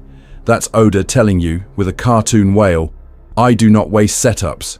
When you line those panels up, from Croker's quiet sadness to Brook playing Binks's Seike, you see how obsessed he is with delayed, emotionally loaded payoff. Here's the thing, Skypiea went through the same fandom life cycle. For years it was the filler arc, the one you tell your friend they can skip if they're impatient. And then the story quietly reveals that Shandora's poneglyph, the bell, and that giant map burned into the sky are literally structural beams for the late game. The bell is a transmission device. The poneglyph is a node in the ancient database. Eneru's dumb moon trip turns into a lore mine. On reread, Skypiea is not a detour. It's Oda installing firmware for the Void Century and Nika before he even says the word Nika. And Sabo, the Revolutionary Army, same pattern. At first, they're just spicy backstory seasoning. Dragon shows up in a storm, the story shrugs and walks away, and you convince yourself it's just cool flavor. This is fine as a coping mechanism, but as actual story analysis, it's denial. Because slowly, every hint about Luffy's past, every panel of dragons staring at a map, every revolutionary raid knots into this dense web of political stakes that now wraps around Egghead, Kuma, the Holy Knights, all of it. Not because I'm smarter than you, but because Oda has been screaming his escalation curve for years. Oda's pattern is simple: set up, delay, escalate. He doesn't pull the rug with haha, it was nothing. He uses early foreshadowing to justify going bigger, stranger, more systemic. My brain is broken in a very specific pattern-seeking monkey way, and this man keeps feeding it. So if Laboon becomes Brook, if Skypiea becomes core world building, if Sabo becomes a revolutionary linchpin, explain to me how a simple chest of treasure at the end doesn't feel wildly off pattern. Listen to me. A flat punchline would betray the very reading habits Oda has trained into you. The One Piece payoff has to be layered, mechanical, historical, ethical. Because after decades of conditioning, anything else would feel like the wrong series. And once you accept that, you have to ask a much more uncomfortable question. If the ending can't be simple, how many characters we love are already trapped inside that complexity without realizing it? The emotional horror of Roger's laugh. So when you ask, who's already trapped in that complexity? The first name on the list is the guy who laughed at the end of the world. We need to talk about Roger's laugh again, because once you plug it into this system model, that scene stops being a meme and starts being a horror panel, not jump scare horror, existential, slow burn, void century horror. Here's the thing, in our model, Roger doesn't just see a funny message and a pile of treasure. He sees the system. He and Odin read the full distributed database, the poneglyph logs, the weapon specs, the coordinates, Joyboy's apology, the punchline of the One Piece being the master control node that can literally rewrite the map. He understands the ancient kingdom's plan to break the red line, free the seas, drag Fishman Island into the sun. And then he realizes he is too early. The Neptune line isn't awake. Wano is still sealed. The alliances aren't there. The ethical lock is engaged. And he laughs anyway. Why? Not because he's a himbo with a good sense of humor. I need you to be very honest with me for a second. If you found out the entire world was a weaponized prison architecture maintained through genocide and erased history, would your first response be, ha ha ha, a good one? You laugh there for the same reason people laugh at funerals. Because the alternative is breaking. Roger is laughing at the absurdity of the cage, at the scale of the lie the celestial dragons are sitting on, at the idea that this whole planet is basically a locked operating system waiting for a root user named Joyboy to boot it into a different mode, and buried in that, he's laughing at the most messed up part. He knows a future rubber kid is going to have to fix it. Listen to me. When you line those panels up with what we now know about Nika, about Poseidon, about inherited will, the joke becomes vicious. Roger is not just amused. He is acknowledging that he has just condemned another generation to shoulder the burden of rebooting the world. He can't push the button. So he turns his execution into a recruitment ad and kicks the can down the timeline, knowing some D will have to bleed for this decision. And Odin? Odin doesn't cry because it's beautiful in a simple way. He cries because the weight of the truth and the plan is overwhelming. He sees Wano's role in housing Pluton, in closing the borders, in holding this ancient weaponized legacy in place. His country is literally part of the cage, and the path to dawn runs straight through its destruction and opening. So once you see the foreshadowing, Roger's laugh stops being cute. It becomes one of the darkest moments in the story. The moment a man with the power to understand the system chooses to leave the trigger to a kid he's never met. And if that sounds harsh, and I say that with love, the next question is worse. What does it mean that Luffy is already laughing the same way at the edge of apocalypses?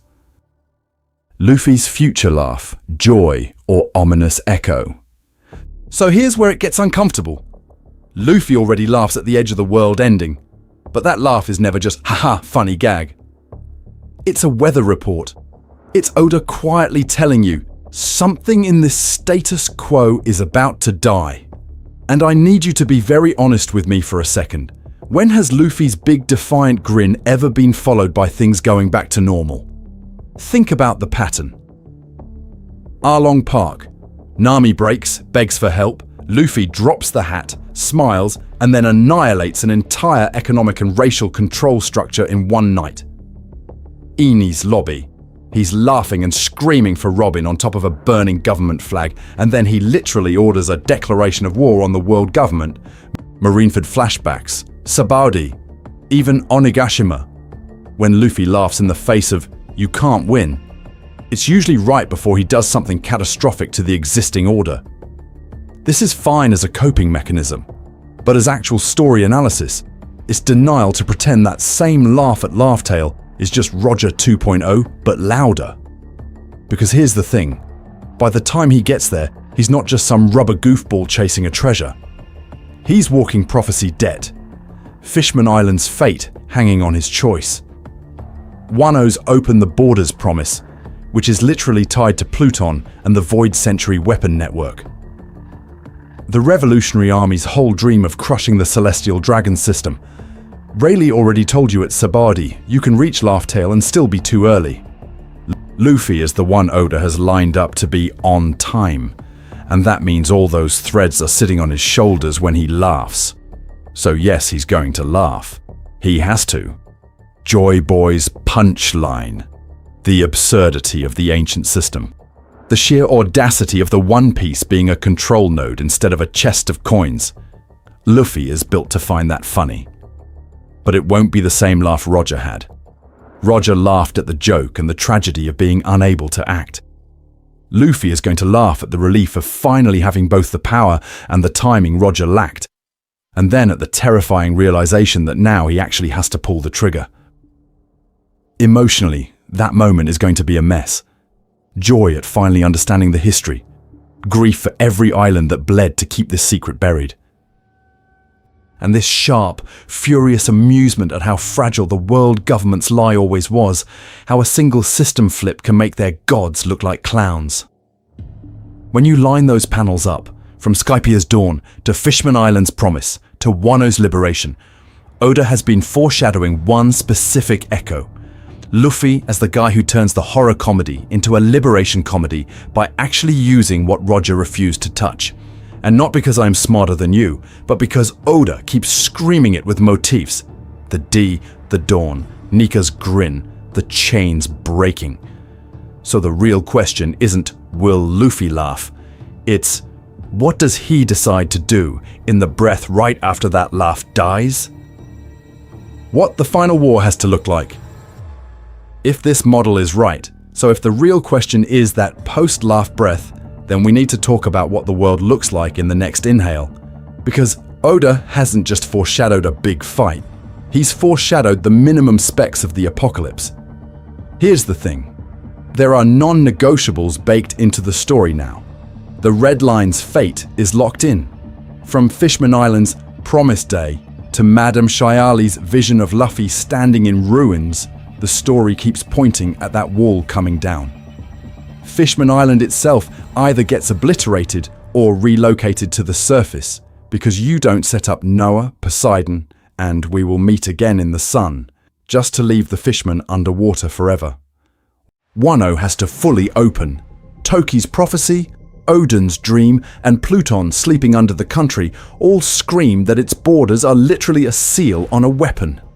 The ancient weapons have to activate in some form, and the truth has to go live, Egghead style, on a global broadcast.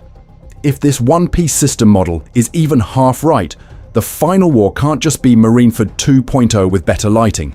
It's multi-layered. On one layer, you have the obvious thing everyone wants. Physical battles. Luffy, the Yonko, the Admirals, Imu, the Gorosei, probably whatever the Holy Knights are, all punching each other so hard that islands crack. But underneath that, the planet itself is rebooting. Red line breaking, currents going insane, weather flattening, sea levels shifting as whatever Uranus actually is stops being a background horror and becomes a visible piece of the sky.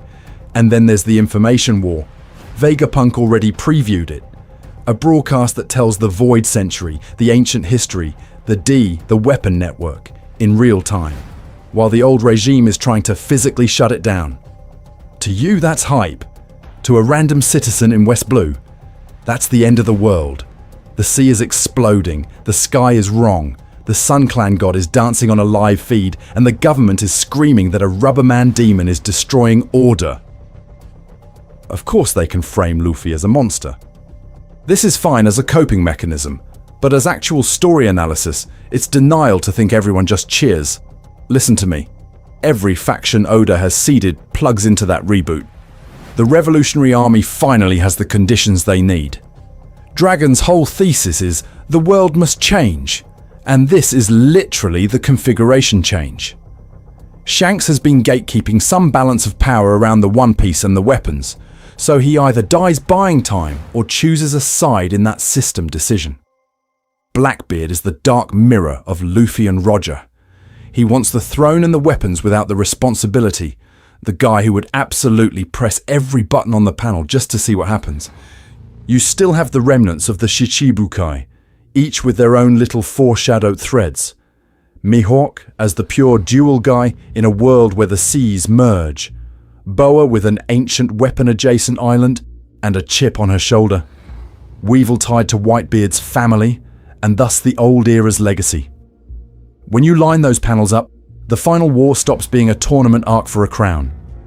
It's a fight over the operating system of the planet. The One Piece isn't a treasure chest at the end of that.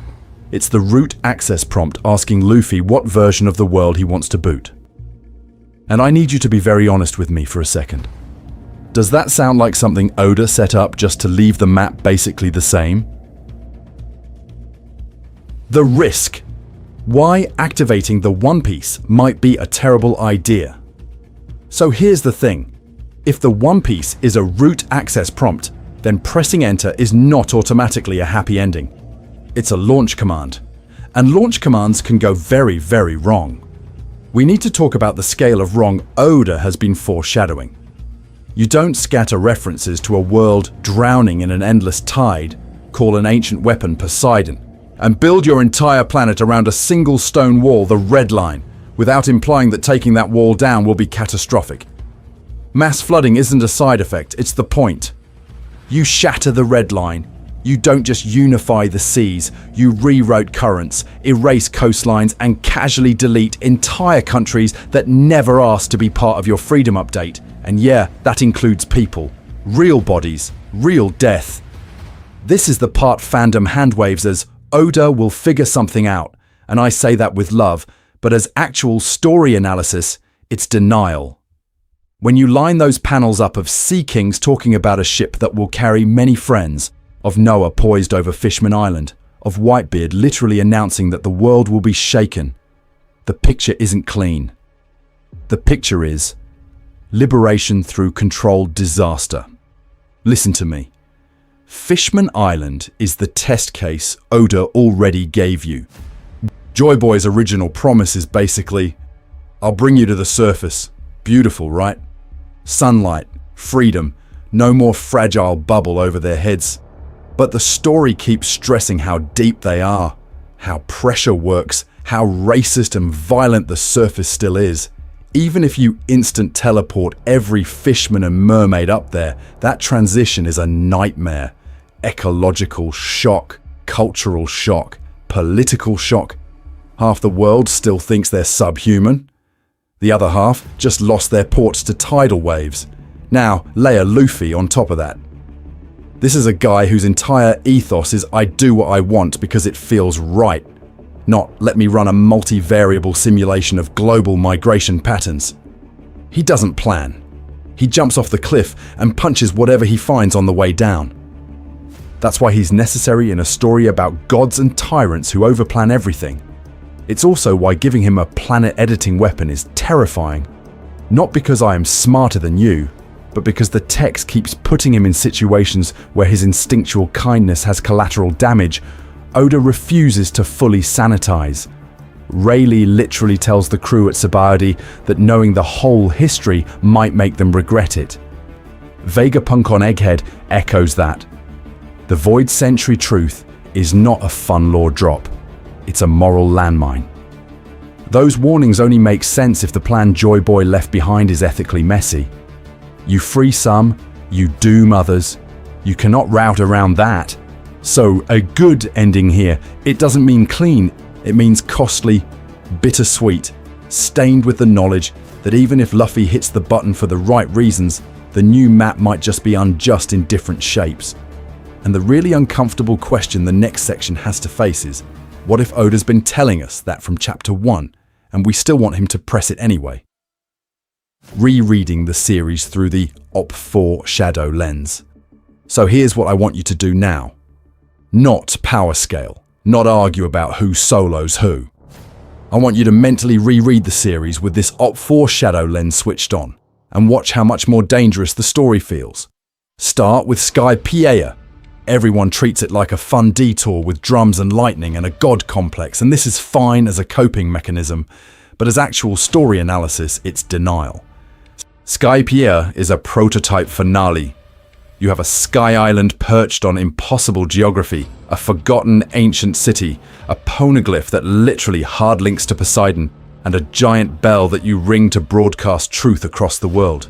That's not flavor. That's Oda running the final war software in a smaller sandbox to see how it plays. Then Fishman Island, listen to me. Stop reading it as the racism arc that dragged, and start reading it as a prophecy manual. Madam Shirley's prediction of Luffy destroying the island, Joyboy's failed promise, Noah as an evacuation tool tied to a Sea King weapon, a kingdom literally waiting to move when the map changes. Every mention of the sun, of a new dawn under the sea, of chains and collars being broken. Those are system prompts. The island is a tutorial zone for what happens when the red line goes away. Wano is your border lock case study.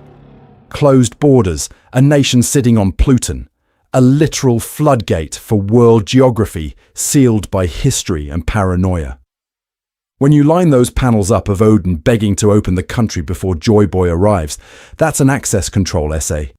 The fire festival, the lanterns, the sun symbolism, the bells ringing over a liberated capital. That's a dress rehearsal for what happens when the weapon actually fires and the world has to celebrate through terror. Egghead is where Oda just gets bored of subtlety and drops the system exposition on your head. Vegapunk walking you through the Void Century, ancient energy, Mother Flame. The idea that the world's entire power structure is plugged into a single buried architecture.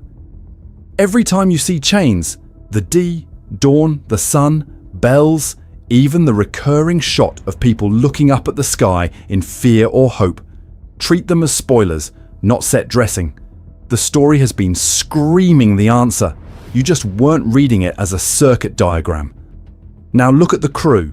Robin's obsession with history isn't just tragic backstory, it's database access. Nami's maps are not cute, they are literally a UI mock-up for post-weapon world layout. Frankie's shipbuilding and Pluton blueprints, that's infrastructure engineering for a rebooted sea. These aren't random dreams. They are modular components of a single terrifying project. Here's the thing, once you see that scaffold, you can't unsee it. Arcs that felt disconnected suddenly snap into one coherent machine.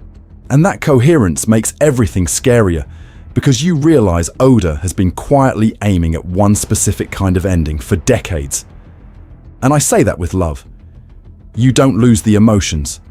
Luffy still saves villages, people still cry, the Straw Hats still dance. You just gain the extra horror of understanding that every tear and every laugh has been happening in the shadow of a loaded system. So the next question we have to ask is the uncomfortable one. If the story has been training you to recognize the weapon this whole time, what exactly is it training you to want Luffy to do with it? Answering the last big objections before the ending proves us right or wrong. So before we answer that, we have to clear the last big mental roadblocks, because I can hear you in the comments already. Oda can change his mind. Yes, obviously, authors are not chained to some ancient outline tablet they found in the Void Century. But listen to me. Changing your mind is not the same thing as throwing away the scaffolding. When you line those panels up, from Laboon at Reverse Mountain to Joyboy's apology in Fishman Island to Nika bursting out of Luffy in Wano, what you see is not chaos. You see a guy evolving details while relentlessly paying off the long game. Skypiea was a filler sky island until it quietly contained the poneglyph Roger updated. Drum was just a winter arc until the Will of D and the Enemy of the Gods language came back with God Valley and Egghead. People said we were overthinking the sun motifs, and then Nika is literally the sun god. This is fine as a coping mechanism, but as actual story analysis, it's denial. Next objection. Maybe he's trolling. Maybe the One Piece is nothing. Here's the thing. Trolling is a one-off bait and switch, a punchline that undercuts. What we're talking about is sustained multi-saga foreshadowing. The ancient weapons named in Alabasta, Poseidon actually waking up as Shirahoshi, Pluton sealed in Wano, Uranus hinted in the sky over Lulusia, the red line and all blue, and bring down the sun, all humming the same note. Spending 25 plus years building a world-scale weaponized system just to go, "Gotcha, it was a rubber chicken," is not trolling, it's narrative malpractice. And I say that with love. If you need to believe that, it's because the alternative is terrifying. It means the story has always been about whether someone pushes a real button. Then there's the classic, you're overthinking it. I need you to be very honest with me for a second. How many times has the fandom said that right before Oda went, actually have a war crime and a prophecy? People overthought the Void Century after Alabasta. They overthought D after Drum. They overthought Laugh-Tale being a real island. They overthought Luffy being special, and then Nika dropped and the entire story's history and mythology reoriented overnight. We are not overthinking. We are, if anything, still underestimating how aggressively this man pays off his setups. But epistemic humility check. This is a model, a best fit explanation for the patterns in the text, not gospel from the holy poneglyph. I am not saying I can predict every bolt in the ancient machine or every line of Joyboy's final message, not because I am smarter than you, but because that's not the point. The point is to take the story seriously enough that when Oda does flip the last page, you're actually able to recognize what he did. So if you disagree, good, bring me your version. Just make it survive contact with O'Hara's genocide, with Fishman Island's prophecy, with Wano's closed borders, and Pluton, with Egghead's doomsday broadcast, with all the recurring dawn and sun and chain imagery. If you're, it's just treasure, or it's just a metaphor, reading collapses the second you put those arcs side by side, that's not my problem. That's the text. And once we've cleared those objections, we can finally talk about the only question that matters. When Luffy reaches that control node at the end of the world, what choice has the story actually been training him, and you to make? So, what is the One Piece in one sentence? So, here's the thing. If you remember nothing else from this entire video, I want you to walk away with one sentence. The One Piece is the ancient kingdom's world-scale reboot system, a combination of truth and technology designed to end the age of gods and start the world's dawn. That's it. That's the thesis. Not because I'm smarter than you, but because when you line those panels up, from Skypiea's bell to Fishman Island's prophecy to Egghead's broadcast, that is the only shape that actually fits the outline Oda has been tracing for 25 years. Listen to me. That means the One Piece is not just a pile of gold, not just a funny message, not just a doomsday weapon. If you pick only one, the story breaks. It has to be all three at once. A physical treasure trove built into a control room, a recorded history that exposes the Void Century, and a weaponized infrastructure that can literally flatten the red line and pull Fishman Island up into the sun. Treasure, truth, and trigger fused into one last ancient piece of technology.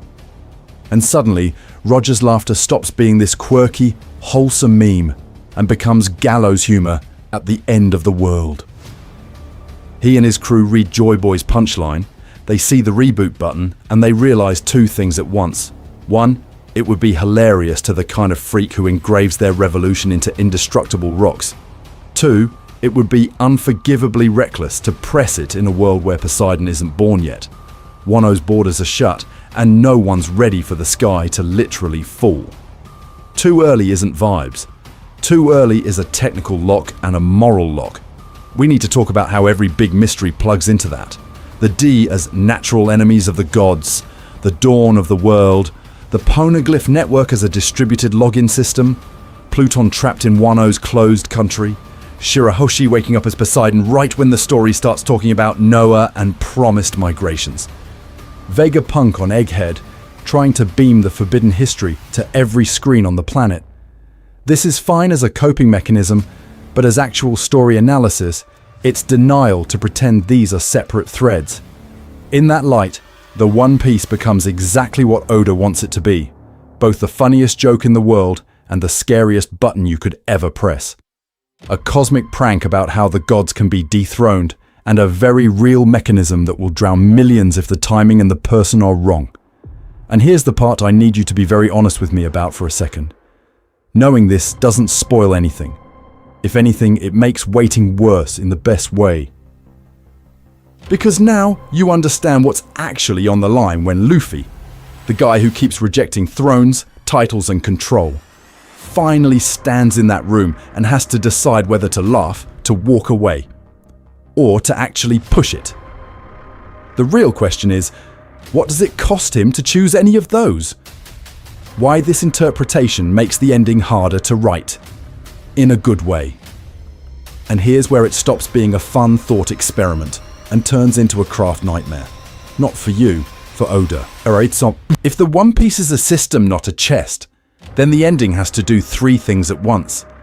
It has to break you emotionally, it has to land every theme about freedom and history and inherited will, and it has to function as a believable world reboot button. That's not just reveal the treasure, roll credits.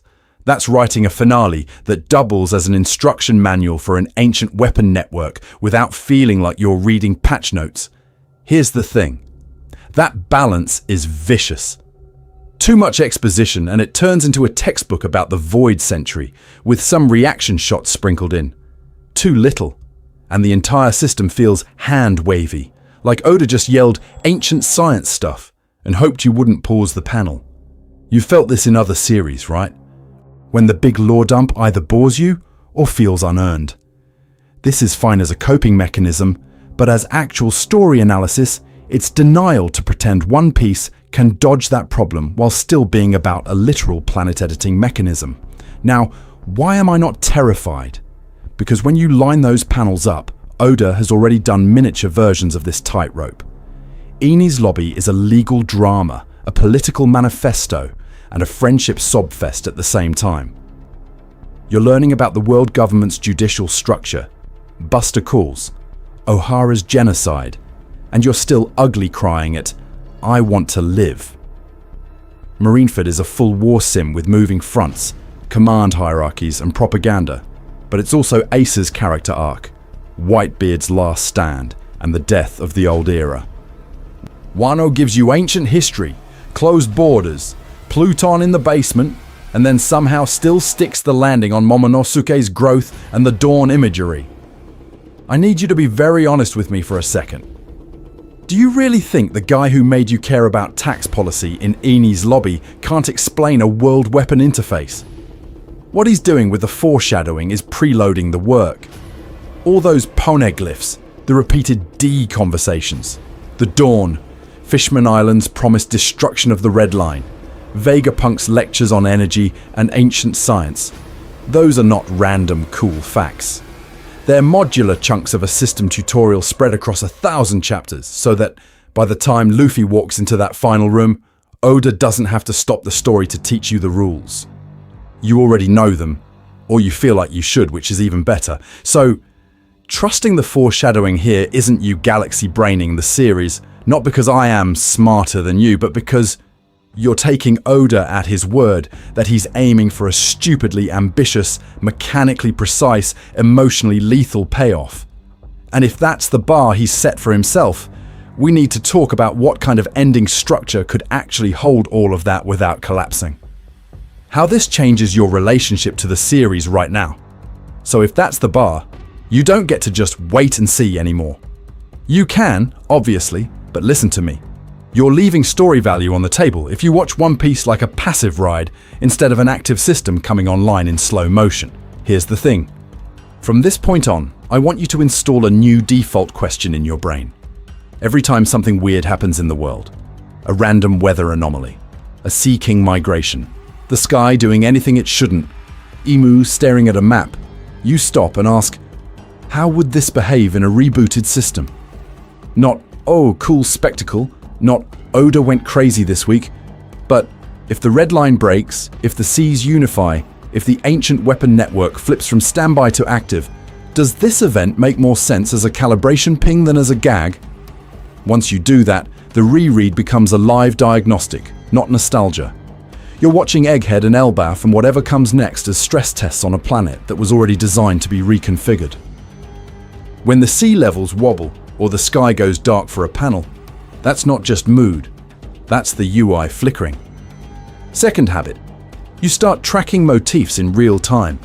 Not because I am smarter than you, but because Oda is screaming at you with repetition. Dawn mentions, D reveals, sun and drum imagery. Anytime someone talks about the sea or sky changing instead of just being dangerous, keep a messy mental tally. You don't need a spreadsheet, but if you do, welcome. My brain is also broken. When Luffy is literally called the man who will bring the dawn in Fishman Island, when Skypiea ends on a shot of the sun over a freed sky, when Wano's opening and closing are framed as a waiting for dawn story, that's not just poetic. When you line those panels up, it looks like a firmware update rolling across the globe. Third mindset shift. Treat every arc like a system log entry from the ancient plan. Alabasta isn't the desert arc, it's Poneglyph Access Protocol plus Pluton Pointer.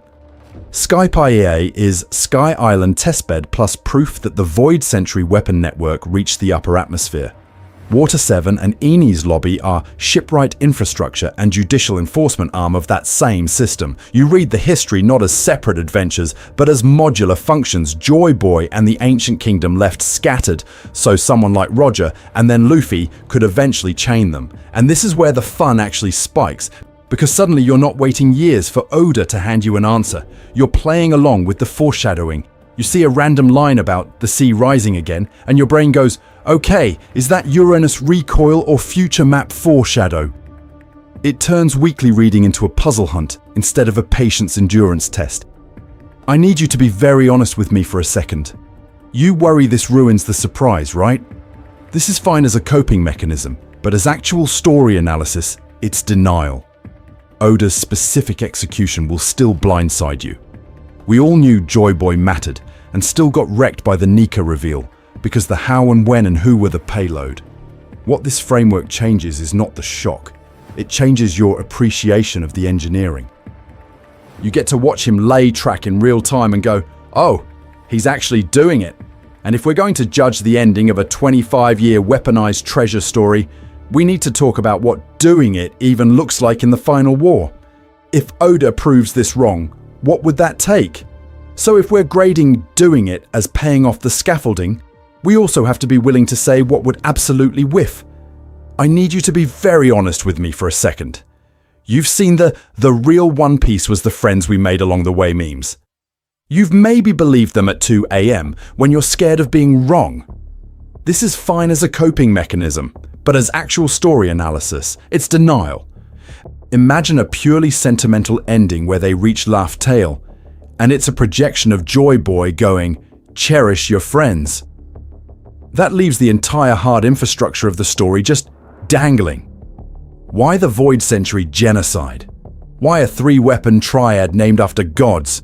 Why did Roger need Poseidon to be born if the payload is, have you tried being nice? Listen to me. A friendship speech does not explain why Fishman Island has a literal apocalypse prophecy tied to a giant straw hat and the destruction of the Red Line. It doesn't justify a global, indestructible stone internet painstakingly logging coordinates and schematics. You don't build a distributed database to deliver a Hallmark card. When you line those panels up, a purely sentimental treasure abandons the engineering Oda has been flexing for decades. Flip it. Imagine the opposite extreme. The pure nuke ending. The One Piece is just Uranus plus, a big red button that says Delete World Government. That technically uses the weapon Foreshadowing, sure, but it flattens everything else. The dawn becomes Sun Go Boom. The will of D shrinks from a multi-generational inherited will to people whose ancestor liked explosives. Joyboy stops being a tragic failed liberator and becomes an ancient arms dealer with a good laugh. Here's the thing, if the final piece is only super weapon go brr, then Roger's whole "we were too early" line collapses into a scheduling issue. Too early for what? To press the button? You don't need Poseidon's empathy, or Luffy's refusal of thrones, or Shirahoshi crying over Sea Kings for that. Any warlord with the right map could have done it. So what's the minimum bar for an ending that actually respects the scaffolding? At bare minimum, it has to simultaneously explain Roger's timing decision, Fishman Island's prophecy about the Promised One destroying the Red Line, the existence and nature of the ancient weapons, and why the Poneglyph network exists as a redundant global protocol instead of a single diary in a cave. If your headcanon ending drops any one of those plates, it's not keeping up with the story Oda has actually drawn. And yet, I'm not saying my model is the only way through. Oda could absolutely hit us with a third option that reframes the whole thing in a way we haven't even angled our conspiracy boards toward yet. Not because I'm smarter than you, but because he's been 10 steps ahead since Skypiea. So use this as a measuring stick. When the ending lands and you're crying and screaming and making compilation edits, pause and ask, does this treasure, whatever it is, respect the scaffolding you've been subconsciously tracking for 25 years? Or did we just get emotionally bribed into ignoring missing bolts? Because in the next section, we're going to push this even harder and ask what Luffy actually has to do with a system like that. And that's where things get uncomfortable. Soft recap. The 10 clues you can't unsee anymore. So before we throw Luffy at a planet-sized on/off switch in the next section, we need to talk about what your brain has actually been tracking. Rapid fire. No coping, just clues. Clue 1. Roger on Laughtail saying they were too early and laughing.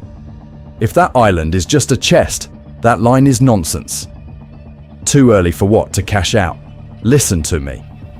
His reaction only makes sense if he's looking at a system that needs specific conditions online. Weapons awakened, borders open, alliances formed. Clue 2. Rayleigh at Sebade warning that even if you reached the final island now, you'd rush to a conclusion and misunderstand the world. That is not how you talk about a payday. That's how you talk about a mechanism with context-dependent ethics. Clue 3. O'Hara. The world government genocides an island over information. Not a bomb, not a shipyard, a library. The Void Century isn't embarrassing lore, it's operational documentation for a weaponized world. Clue 4. The dawn, the D, the sun. From Romance Dawn to Nika's silhouette, Oda keeps stitching liberation to literal light. This isn't just vibes, it's visual foreshadowing for a system that can physically bring a new dawn by reshaping oceans and sky. Clue 5. Fishman Island's prophecy and Joyboy's apology. A promise to bring them to the surface, tied to a future destroyer of the world. That's not "we'll build you an elevator." That's "one day someone will press the button that makes the map itself different." Clue 6. Wano's closed borders and Pluton's sleeping underneath. A samurai country acting as a magical chastity belt for a battleship that can alter continents. Open the borders is secretly remove the safety lock on a crucial subsystem. Clue 7. Skypiea's golden bell and the world map etched on the Shandora ruins. You thought that was just pretty? When you line those panels up with later reveals, it reads like a calibration node. A sky-level piece of a global layout for whatever Joyboy built. Clue 8. The ancient weapons themselves. 3 distinct tools that only make full narrative sense if they're coordinated. Poseidon moves the Sea Kings, Pluton reshapes land, Uranus does something atmospheric or orbital. Independently scary. Together a programmable planet. Clue 9. The poneglyphs. Not quirky stones. A distributed database. History logs, coordinates, weapon specs, all hard-coded into indestructible servers. Roger, via Odin, literally writes patches into the system for the next user. That's software maintenance. Clue 10. Egghead and Vegapunk's broadcast. A dry run for a world-scale truth dump. He's about to do, in miniature, what the One Piece lets you do in absolute. Force everyone, everywhere, to confront the same history at once. Here's the thing. Taken together, these do not support a gag chest. This is fine as a coping mechanism, but as actual story analysis, it's denial. Not because I am smarter than you, but because Oda has been screaming system for 25 years. A simple pile of treasure at the end would feel like the story gaslighting you. A world-level control node feels, at this point, almost mandatory. And if that's true, then the real horror isn't what the One Piece is. It's who has to choose what to do with it. So let's finally talk about Luffy. Why we cling to the comfy ending, and why it's okay to let go. So here's the thing. The moment you realize Luffy is walking toward a world-scale weapon switch, your stomach drops a little, right? You feel it. You've laughed with this idiot for decades, and now I'm telling you he might be the guy who decides whether continents live or die. That feels wrong. It feels like a betrayal. And I say that with love, because my first reaction was also, no, absolutely not. Put the apocalypse back in the Void Century where it belongs. I need you to be very honest with me for a second. For a lot of you, One Piece is comfort food. It's the show you re-watch when life is bad. It's the manga you binge when you're sick. You want sunny ships, found family, and the promise that the idiot with the straw hat will punch the bad guy, give a speech about freedom, and then we all eat meat.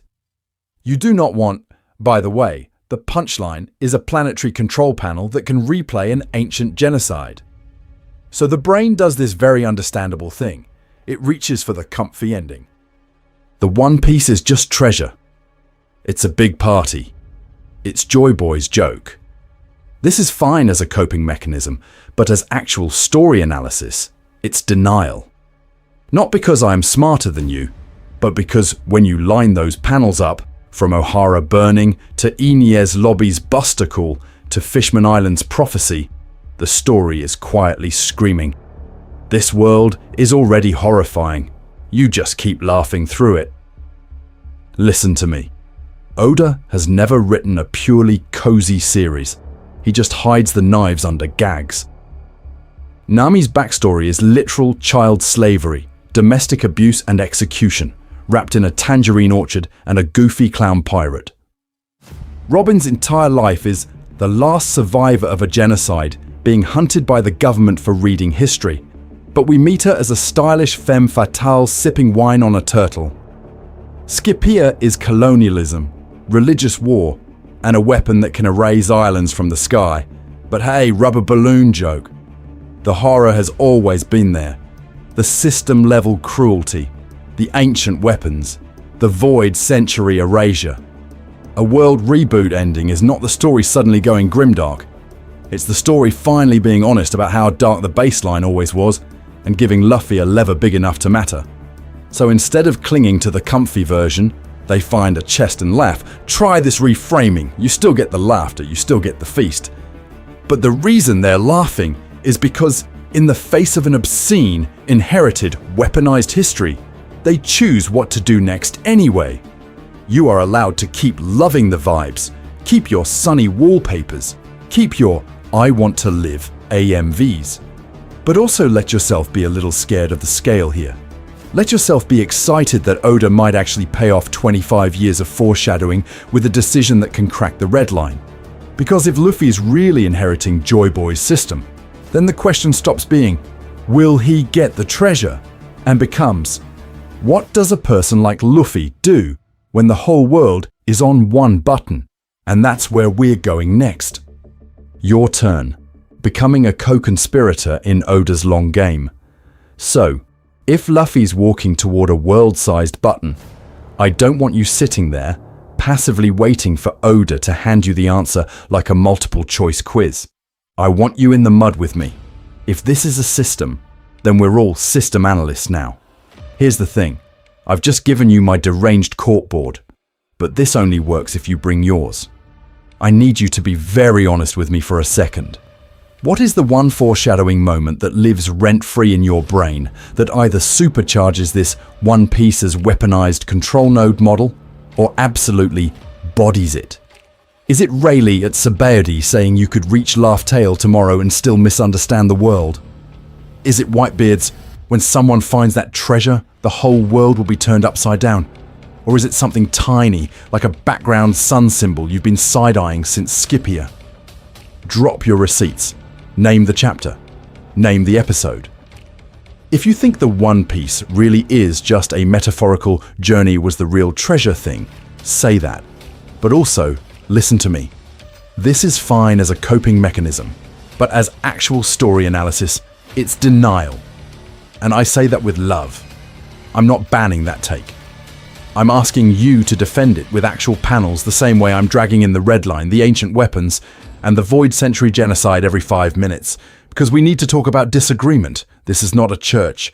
This is a reading group, staring at the same pages and hallucinating different shapes in the ink. You're allowed to think Roger laughed because Joyboy left a cosmic dad joke instead of a system manual. You're allowed to think the ancient kingdom was just nice people with cool tech, and not the original button pushers. The only rule here is, you have to show your work. When you line those panels up, your theory either sings or it falls apart. So, concrete homework. Go rewatch Alabaster through Water 7 with one question in your head. If the poneglyphs are a distributed database, what kind of system needs this many backups? Then hit Skypiea and Fishman Island and annotate every time Oda draws dawn, chains, or the sun. Build your own model of what the One Piece has to be if it's going to justify 25 years of Void Century whispers and world-ending weapon hype. Not because I am smarter than you, but because this story is literally built to reward that level of pattern seeking. This channel exists for that. Overthinking is a feature here, not a bug. We are not doing what if the One Piece's friendship surface takes. We are doing trace Imu's shadow across the map and cross-reference it with Vegapunk's last message levels of unhinged.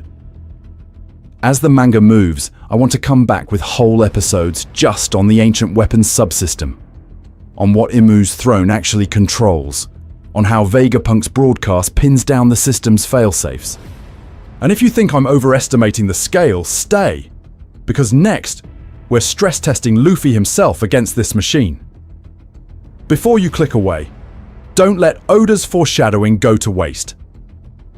And if you think I'm overestimating the scale, stay, because next we're stress testing Luffy himself against this machine. But before you click away and go back to scrolling through One Piece is just a prank chest memes, we need to talk about what you're actually doing when you read this story. Because here's the thing, the One Piece is not just treasure, it's not just a punchline, and it's definitely not a metaphor you can hand wave away. It's the punchline and the power switch. It's the control node for a rigged planet-sized weaponized system.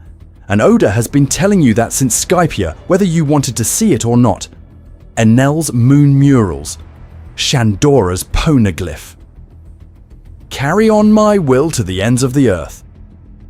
When you line those panels up with Fishman Island's prophecy, with the red line looming over every map, with Poseidon being born exactly when the story needs a sea-leveling weapon.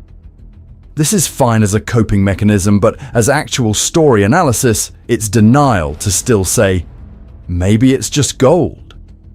Roger laughed at a system, not a chest. And I say that with love. The ending is coming. We are closer to Laugh Tale, to the Void Century truth, to watching that ancient weapon network light up than we have ever been. So I need you to be very honest with me for a second. Do you really want to experience those chapters as, oh, neat twist, or do you want every reveal to slam into you because you've been tracking the scaffolding for years? Watching through this foreshadow lens doesn't ruin the magic, it weaponizes it. It turns every little sun motif, every D will bring the dawn line, into a pressure gauge ticking toward detonation. So, practical thing, if this rewired how you see the story even a little, do the boring YouTube ritual, but do it like you're logging a poneglyph.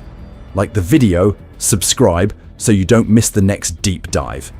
And then hit the comments and tell me the one foreshadowing clue you now cannot unsee. Is it Skypiea suddenly reading like a test run for world-level terraforming? Is it Rayleigh warning that you can reach Laugh Tale and still misunderstand everything? Is it the way Luffy's Nika laugh rhymes with Rogers at the end of the world? That isn't just for the algorithm, that's you participating in the long game.